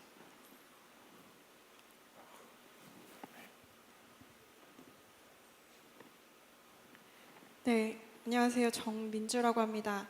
저 이렇게 말씀을 듣고 저도 이렇게 생각나는 친구가 한 명 있었어요. 예전에 같이 펜타코스탈 교회에서 같이 이제 섬기고, 그 자신의 동성애도 하나님께서 내 마음을 돌이키시고 만져주실 거라고 같이 교회 같이 열심히 섬기던 친구가 있는데, 아까 발표에서 말씀해주신 것처럼 그 성공회에서 많이 이제 동성애를 수용하기 시작하면서 그 교회로 옮기더라고요. 그러면서 이제 나는 그래도 하나님이 사랑하시고 자유할 수 있다, 뭐 하나님 천국 간다라고 이야기를 하면서 그렇게 옮겨가는 모습을 보고 사실 마음은 좀 안타까웠어요. 그런 교회들이 생겨나고 있다는 거에 되게 안타까우면서도 제가 아무 말을 그 친구한테 하지를 못했었거든요. 그냥 네가 행복하면 됐지라고 이야기를 하고 말았는데, 아까 이제 그런 친구들 같이 울어주고 좀 마주치고 그 고칠 수 있다라고 말을 하라고 이렇게 말씀을 주셨잖아요. 근데 그 상황을 제가 상상을 잠깐 해봤는데, 제가 그 친구였다면 너 고칠 수 있대 라고 얘기하면, 좀 바보 같은 질문일 수 있어요. 너 고칠 수 있대 라고 이야기를 하면 제가 그 친구였다면 어떻게? 라고 물어볼 것 같거든요. 근데 항상 우리가 고칠 수 있대 라고 말은 해주지만 그 친구들이 어디서부터 시작해야 될지를 좀 제가 같이 도와주고 대화를 좀 이끌어가면 좋겠다라는 생각을 지금 잠깐 해봤는데, 혹시 그 부분에 대해서 어떤 답변을 주실 수 있으실까 한번 여쭤보고 싶습니다. 네, 이제 지금 말씀하신 건 두 가지인데요. 그 교회 안에 특히 그 동성애를 옳다하는 교회들이 우리나라에는 적어도 굉장히 소수인데 서양은 굉장히 다수예요. 그래서 또 뭐 굉장히 세계적인 권위를 가진 그 선진국들의 교회이기 때문에 이 교회 안에 동성애 옹호론을 막아설 수 있는 힘은 현재 세계에서 3만 불 안팎의 소득과 상당한 인구와 복음화율을 가지고 있는 국가 중에서는 유일하게 대한민국이 거론되고 있습니다. 그래서 지금 교회가 현재 대한민국 교회는 적어도 동성애 반대의 연합을 현재는 유지하고 있습니다. 그래서 교회가 분열되지 않을 수 있도록 여러분 꼭 기도해 주시면 좋겠다, 이런 말씀 드리고 싶고요. 두 번째, 이제 고친다는 게 무슨 뜻이냐, 둘인데요. 하나는 동성애에 이끌리는 성적인 감정이 생겨나지 않도록 도와달라, 성적인 정욕이 생겨나지 않도록 해달라는 기도는 하나님이 응답하지 않으실 가능성이 많습니다. 정욕은 일평생 경험될 수밖에 없습니다. 물론 성령께서 은혜를 주시면 그 강도는 작아질 수 있지만 우리가 아무리 선택의 영역이 벗어나는 것이에요, 정욕은. 근데 고칠 수 있다는 건 무슨 뜻이냐면 오래 품지 않을 수 있다, 행동하지 않을 수 있다, 것이에요. 그건 얼마든지 지금 즉시 고칠 수 있습니다. 지금 즉시 관심을 다른 데로 돌릴 수 있고 지금 즉시 행할 수 있다라고 하는 것이죠. 그래서 원래 고친다 안 고친다는 자체가 기본적으로는 죄를 끊을 수 있다, 않을 수 있다, 이런 뜻이에요. 그래서 그러면 하나님 앞에 저 죄 못 끊겠는데 어떻게 하죠? 이렇게 하나님께 물을 때 하나님 죄 끊게 해주세요, 죄 끊을 수 있는 능력을 주십시오, 이렇게 얘기할 때 하나님의 응답은 죄를 하고 싶은 마음을 끊어지게 한다는 것은 하나님 허락하지 않으실 거예요. 죄 짓고 싶은 마음이 들어도 너 오래 품지 않을 수 있고 실행하지 않을 수 있는 능력이 너한테 있다는 진리를 알아쳐 주마. 그래서 그 진리를 받아들이는 거예요. 고칠 수 있다는 진리를 받아들이고, 그 다음에 두 번째는 믿음에 의지해서 성령 충만할 수 있도록 계속 기도하는 거예요. 그래서 성령의 충만함을 받으면 동성애를 미워하게 되고 동성애 유혹에 덜 수 있습니다. 두 가지가, 그래서 그 두 가지는 당장 사실은 믿음으로 결단으로 행할 수 있는 부분이죠. 그리고 그렇게 행할 수 있도록 주변 분들이 같이 또 도와주시고 계속 그러시면 좋겠습니다. 그리고 또 본인의 의지만으로 쉽지 않으면 실제로는 복음 안에서 탈동성애 사역하시는 분들이 있습니다. 다시요, 복음 안에서 동성애자였다가 동성애적 습관을 끊고 돌이키는, 복음 안에서 알코올 중독을 끊듯이 각종의 성중독을 끊듯이 동성애적 중독을 끊어내는 사역을 돕는 분들이 미국이나 유럽엔 굉장히 많습니다. 그리고 그 탈동성애 사역은 거의 동성애자 경험이 있었던 분들이 목사와 교회 지도자들이 되어서 그걸 인도하고 계세요. 그래서 혹시 복음 안에서 탈동성애 하신 그런 복음적 사역자들이나 복음적 상담가들의 도움을 받으시면 훨씬 더 조력을 받을 수 있는데, 제가 보기에는 그분들보다 그분들에게 의지하시되 말씀을 믿고 진리를 믿고 성령의 거룩의 능력을 믿고 지금 즉시 고칠 수 있다라고 하는 진리를, 바꿀 수 있다는, 죄를 끊을 수 있다는 진리를 선포하고 도와주시면 좋겠습니다. 네, 우리 또 한 분. 네. 안녕하세요. 저는 국제개발을 공부하고 있는 박사라 청년인데요. 국제개발을 공부하다 보면은 이제 여성과 아동이 소외된 계층에서 더 나아가서 이제 LGBT라고 게이, 레즈비언, 바이섹슈얼 이렇게 나오는데, 어쨌든 개발을 하려면 도와주려는 입장에서 접근을 해야 되는데 그 사람들을 그렇다고 지지하기에는 기독교적인 가치관이랑 충돌하는 것 같아서, 그런 지원하는 입장에서 기독교인이 가져야 될 태도라든지 자세는 어떻게 가지는 것이 건강하게 도움을 줄 수 있는 방법인지 여쭤보고 싶습니다. 네, 굉장히 좀 좋은 질문 해주셨는데요.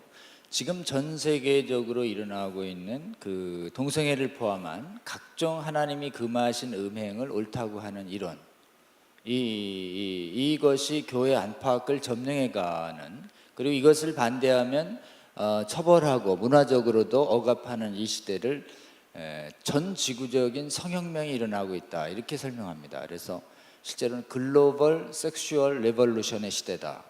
다시요, 글로벌 섹슈얼 레볼루션의 시대다라고 오늘날을 규정합니다. 이건 좀 설명드릴 기회가 없었었는데, 이 글로벌 성혁명 시대의 양대 혁명 주력군인데 그게 뭐냐면 여성이에요. 여성.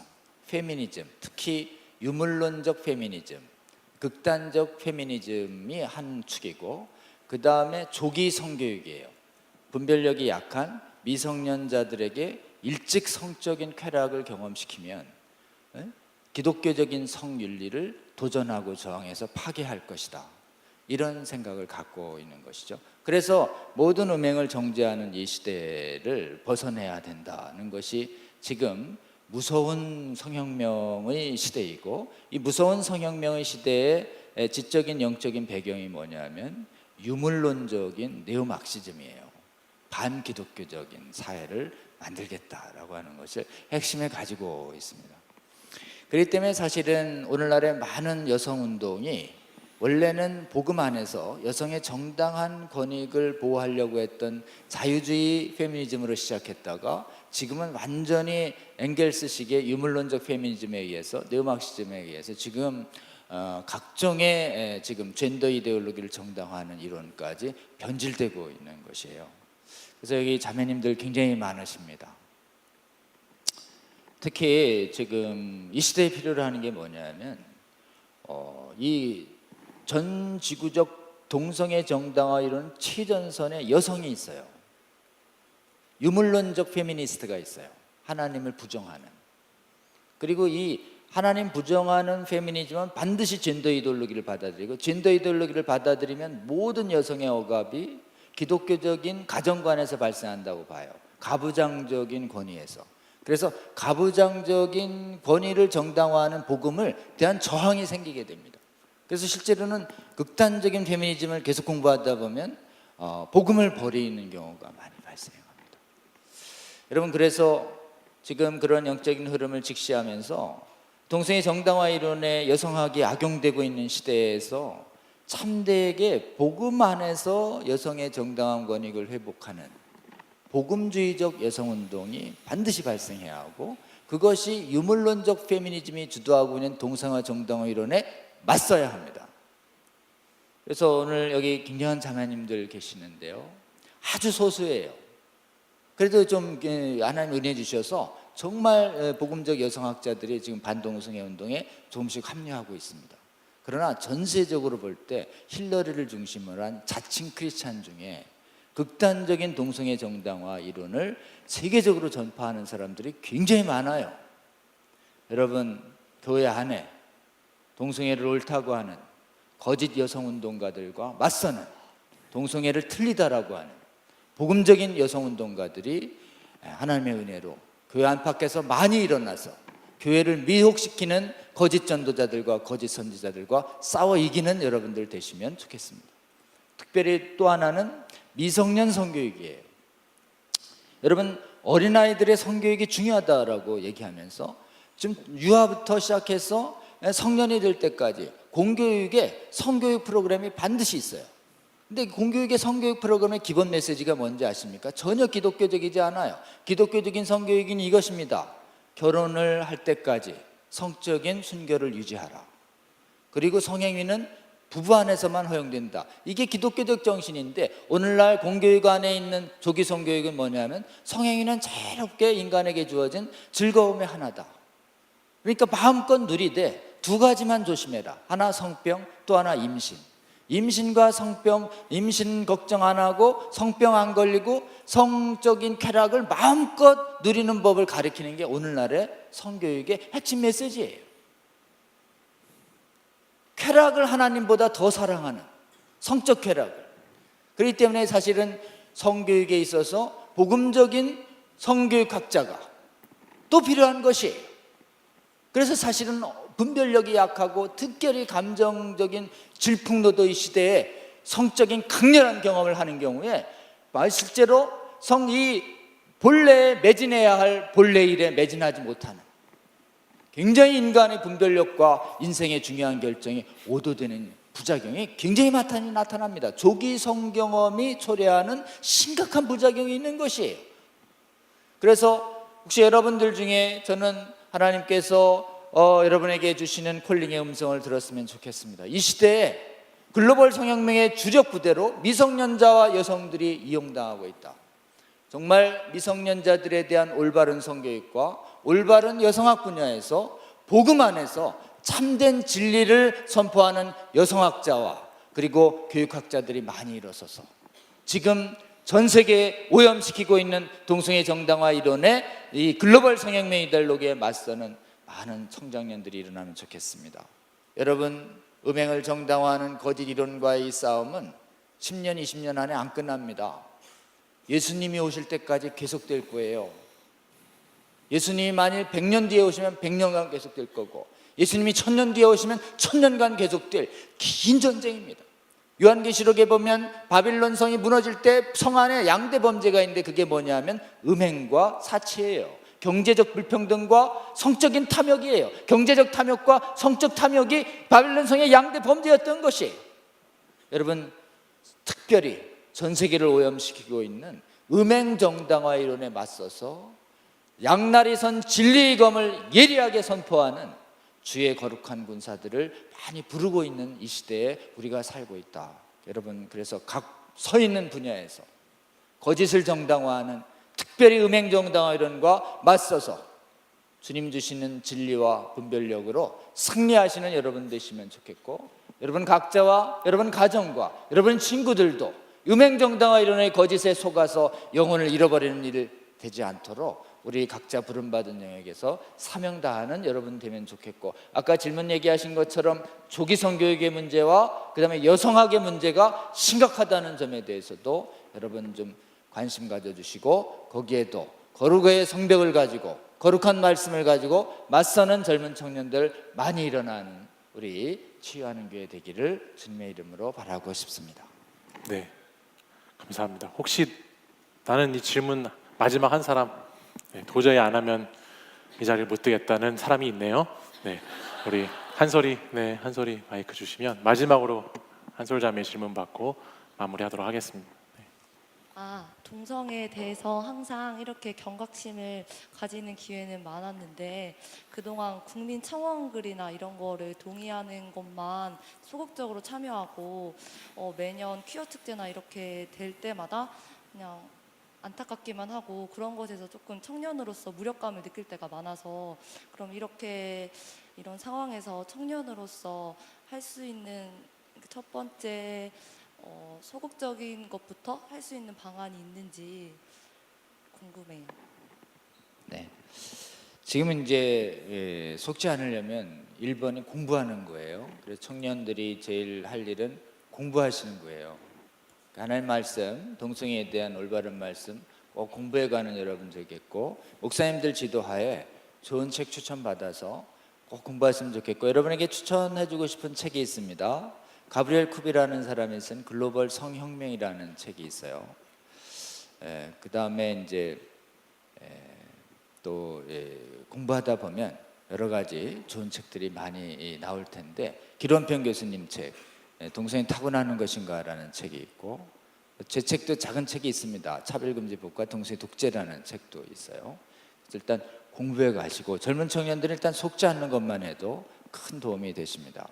두 번째는요, 이 동성애 정당화 이데올로기를 비롯해서 반복음적인 이데올로기가 대학가들을 점점점 점령해 가기 시작하니까 대학가 안에서, 청년 안에서 복음적인 기독교 가치를 지켜내는 청년 운동들이 일어나야 합니다.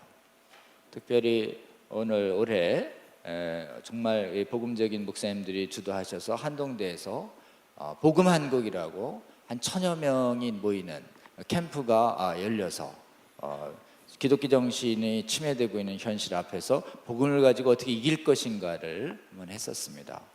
혹시 기회가, 이 청년 복음한국이라는 청년 캠프가 시간을 두고 계속 좀 확산될 것 같습니다. 그래서 혹시 여러분 기회 되시면 참석해 주시면 좋겠고, 저희 그 동성애에 대한 올바른 진리를 알리는 그 유튜브 방송을 시작했어요. 그래서 유튜브 방송이 있습니다. 그래서 유튜브 이름이 레인보우 리턴즈예요. 레인보우 리턴. 레인보우가 하나님 주신 무지개인데, 7색깔 무지개가 하나님 성경적 무지개인데, 진짜 무지개인데, 여기서 빨주노초 파남에서 파남을 섞어버려요. 그래서 6색깔 무지개가 기독교 정당화 운동의 상징 깃발이에요. 그래서 무지개 깃발을 뺏긴 것이기 때문에 참된 무지개를 되돌려야 되겠다. 그래서 제목을 레인보우 리턴스로 줬어요. 레인보우 리턴스 인터넷 쳐보면 유튜브 방송에 나와요. 그래서 주로 우리 혹시 들으셨겠지만 동성애 반대 사역 열심히 하시는 염한섭 원장님하고 저하고 길원평 교수님이 주로 많이 나오고 그 외에도 많은 분들이 나옵니다. 구독자들이 굉장히 좀 3만 명이 넘어섰다고 해요. 그러니까 여러분 계속 구독해 주시고 좋아요 눌러 주시고 이런 것만 해도 훌륭하십니다. 그래서 여러분 친구들 동원해서 오늘 또 구독자가 갑자기 늘면 제가 우리 치유하는 교회 청년들 덕분이라고 이렇게 말씀하겠습니다. 그래서 기독교 동성애에 대한 올바른 진리를 전하는 책들, 방송들, 집회들, 강의들 이런 것이 올 때 여러분 부지런히 참석해서 올바르게 무장하고 여러분이 무장된 만큼 또 여건이 될 때 입을 열어서 날카롭고 정확한 하나님의 말씀이 여러분의 입을 통해서 나가도록 예수님의 군대들이 예수님이 입을 열어서 진리가 나가는 것처럼 여러분 입을 열어야 합니다. 입을 열어서 공부한 다음에 진리를 꼭 가르치고 전파하고 거짓과의 논쟁도 불사하시는 그런 여러분들 되셔서 거짓을 고지 듣는 영혼들을 꼭 구원하는 여러분 되면 좋겠고 진리를 연다고 해서 그 자리에서 설복되지 않습니다. 예수님 앞에서도 설복 안 된 바리새인들이 천재예요. 그러나 여러분이 진리를 멀어서 논쟁하는 동안 주위 있는 사람들이 깨닫고 또 여러분과 직접 논쟁했던 사람도 어느 순간 기억에 남아있다가 그 진리가 성령께서 역사하셔서 그를 구원으로 이끌 가능성이 아주 높습니다. 그래서 악인에게 돌이키라고 말하는 방법은 입을 열어 말씀의 검을 내보내는 것이에요. 악인의 죽음을 절대 기뻐하지 않으십니다. 하나님은 악인의 돌이킴을 좋아하시는 것이에요. 이 돌이킴의 핵심에 진리에 입각해서 돌이킬 수 있도록 하는 이 놀라운 구원 사역에 우리 귀한 청년 여러분들 동참해 주시면 좋겠습니다. 감사합니다. 네, 우리 다시 한번 조영길 장로님에게 감사의 박수 드리겠습니다. 우리 이 시간에는 잠깐 같이 함께 합심해서 기도하고를 마무리할 텐데요. 우리 장로님 통해서 계속 우리가 도전받고 또 깨닫게 되는 것은 바르게 아는 것이 얼마나 중요한가, 하나님 말씀 앞에 서는 것이 얼마나 중요한가 또 깨닫게 되었습니다. 바르게 알아야 고민하고 또 질문하고 답하고 선포할 수 있다라는 것이죠. 여러분들 하나님 말씀을 가까이 하고 말씀을 통해서 깨닫는 진리가 또 그 은혜가 여러분에게 충만하길 바라고, 우리가 장로님 말씀하신 것처럼 사람을 차별하는 것이 아니라 행위를 잘 분별할 수 있는 청년들이 되고 또 그 여러 가지 어려움에 있는 사람들을 긍휼히 여기고 또 도와줄 수 있고 선포할 수 있는 그런 청년들 되게 해달라고 우리 이 시간 합심해서 한번 같이 기도할 텐데, 우리 또 장로님 사역 위해서도 기도해 주시기를 부탁드립니다. 우리 같이 합심해서 기도하고 제가 마무리 기도하겠습니다. 기도하겠습니다. 사랑의 아버지 하나님, 감사합니다. 우리에게 말씀 주시고 우리에게 세상의 의원이라는 죄악 가운데 덮어져 영적인 분별을 아버지께서 사랑하는 청년들에게 오늘 이 시간 하나님 이 시대가 우리가 분별하게 여러 가지 도전과 미혹되지 않기를 원합니다. 주여 주께서 하나님 인도해 주셔서 우리 청년들이 바르게 알고 하나님과 하나님의 말씀의 법을 유지하여 아버지 우리에게 주신 말씀을 외치고 경고하고 동책하며 서로를 깨워줄 수 있는 청년들로 인도하여 주시옵소서. 주의 영이 우리에게 아버지 임하여 아버지 청년들이 진리 앞에 서기 원하고 하나님 말씀 위에 서기 원합니다. 말씀 붙잡기 원합니다. 아버지 알아 깨달아 하나님 말씀 선포하기 원합니다. 복음의 진실, 아버지 복음의 진리를 아무데나 아버지 외칠 수 있는 하나님 그리스도인으로 나아갈 수 있도록 인도하여 주시고 우리에게 아버지 그 말을 들려주사오니 이제 아버지 하나님 우리가 한 걸음 한 걸음씩 하나님의 복음을 우리의 삶으로 번역하여 나갈 수 있도록 인도하여 주시옵소서. 주님 주의 영으로 우리를 충만케 하셔서 아버지 하나님 말씀을 깨닫게 하시고 그 말씀이 삶으로 이어져 아버지 앞에 나타날 수 있도록 역사해 주시며 장로님의 사역 가운데에도 기름 부어주셔서 이 사역에 하나님 은혜 가운데 행될 수 있도록 역사해 주시기를 원합니다. 하나님 아프고 있는 여러 가지 힘들고 있는 청년들에게 아버지 하나님 위로하여 주시고 그들을 불쌍히 여겨주시고 이름에 불러주시고 주님께서 아버지 성장하라 말씀하신 말씀을 따라서 아버지 영혼을 위해 기도하고 성장하니 아버지 그 영혼들을 깨워가시도록 인도하여 주옵소서.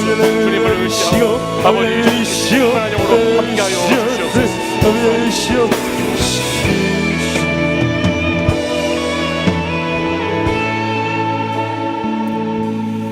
사랑해 주님, 오늘 이렇게 진리와 복음이 위협받고 있는 이 세상 가운데에서 이 시대를 살아가는 우리 청년들이 하나님 진실에 대해서 진리에 대해서 들을 수 있고 배워갈 수 있도록 인도하시니 감사를 드립니다. 우리 사랑하는 청년들 하나님 영적인 파수꾼으로 복음의 말씀을 깊이 알고 깨달아 그 말씀을 선포하고 그 말씀을 살아내는 청년들 될 수 있도록 인도하여 주시옵소서. 우리 청년들이 하나님 여러 가지 어려운 상황 가운데 있는 우리의 형제 자매들을 불쌍히 여기게 하시고 그들에게 아버지 긍휼의 마음으로 찾아가게 하시며 또 하나님 우리가 하나님 그들을 깨우고 그들을 아버지 새롭게 일으킬 수 있고 또 변화줄 수 있는 하나님의 도구되어 사용될 수 있도록 주님 역사하여 주시옵소서. 아버지 하나님 우리 청년들이 아버지 시대 가운데 그리스도의 복음을 잘 지키고 그 복음을 하나님 말씀의 검을 통하여 선포하며 하나님 나라를 세워가는 청년들이 되기를 간절히 소망합니다. 우리 청년들에게 하나님 임하여 주시고 그 임하신 주의 성령의 능력으로 넉넉히 아버지 이 세상 가운데 하나님 크리스천으로서 답을 주며 대답해 주며 그들을 깨우며 나갈 수 있는 청년 될 수 있도록 인도하여 주시옵소서. 귀한 시간 강의해 주신 우리 장로님의 사역 가운데에도 성령 충만케 하시고 기름 부어 주셔서 그 사역을 통하여서 아버지 이 시대 가운데 하나님의 나라 하나님의 복음의 빛이 아버지 하나님 우리의 삶으로 번역되어 나타날 수 있도록 인도하여 주시옵소서. 예수 그리스도의 이름으로 기도합니다. 아멘. 네, 우리 좋은 강의 오늘 이렇게 함께 나눴는데요. 우리 같이 서로 좋은 강의 들은 옆에 분들에게 격려의 박수하면서 오늘 예배를 마치도록 하겠습니다. 네, 감사합니다. 오늘 광고 하나를 못 드린 것이 있는데 우리 작년 주보에 보면 세례 광고가 나가 있습니다. 혹시 여러분들 가운데 세례 받기 원하시는 분들, 입교하기 원하시는 분들은 마을 목자나 우리 목회자들에게 신청해 주셔서 얘기해 주셔서 이번 9월 22일에 있는 세례식 가운데 참여할 수 있도록 인도해 주시면 감사하겠습니다. 감사합니다. 이것으로 오늘 우리 예배 마치도록 하겠습니다.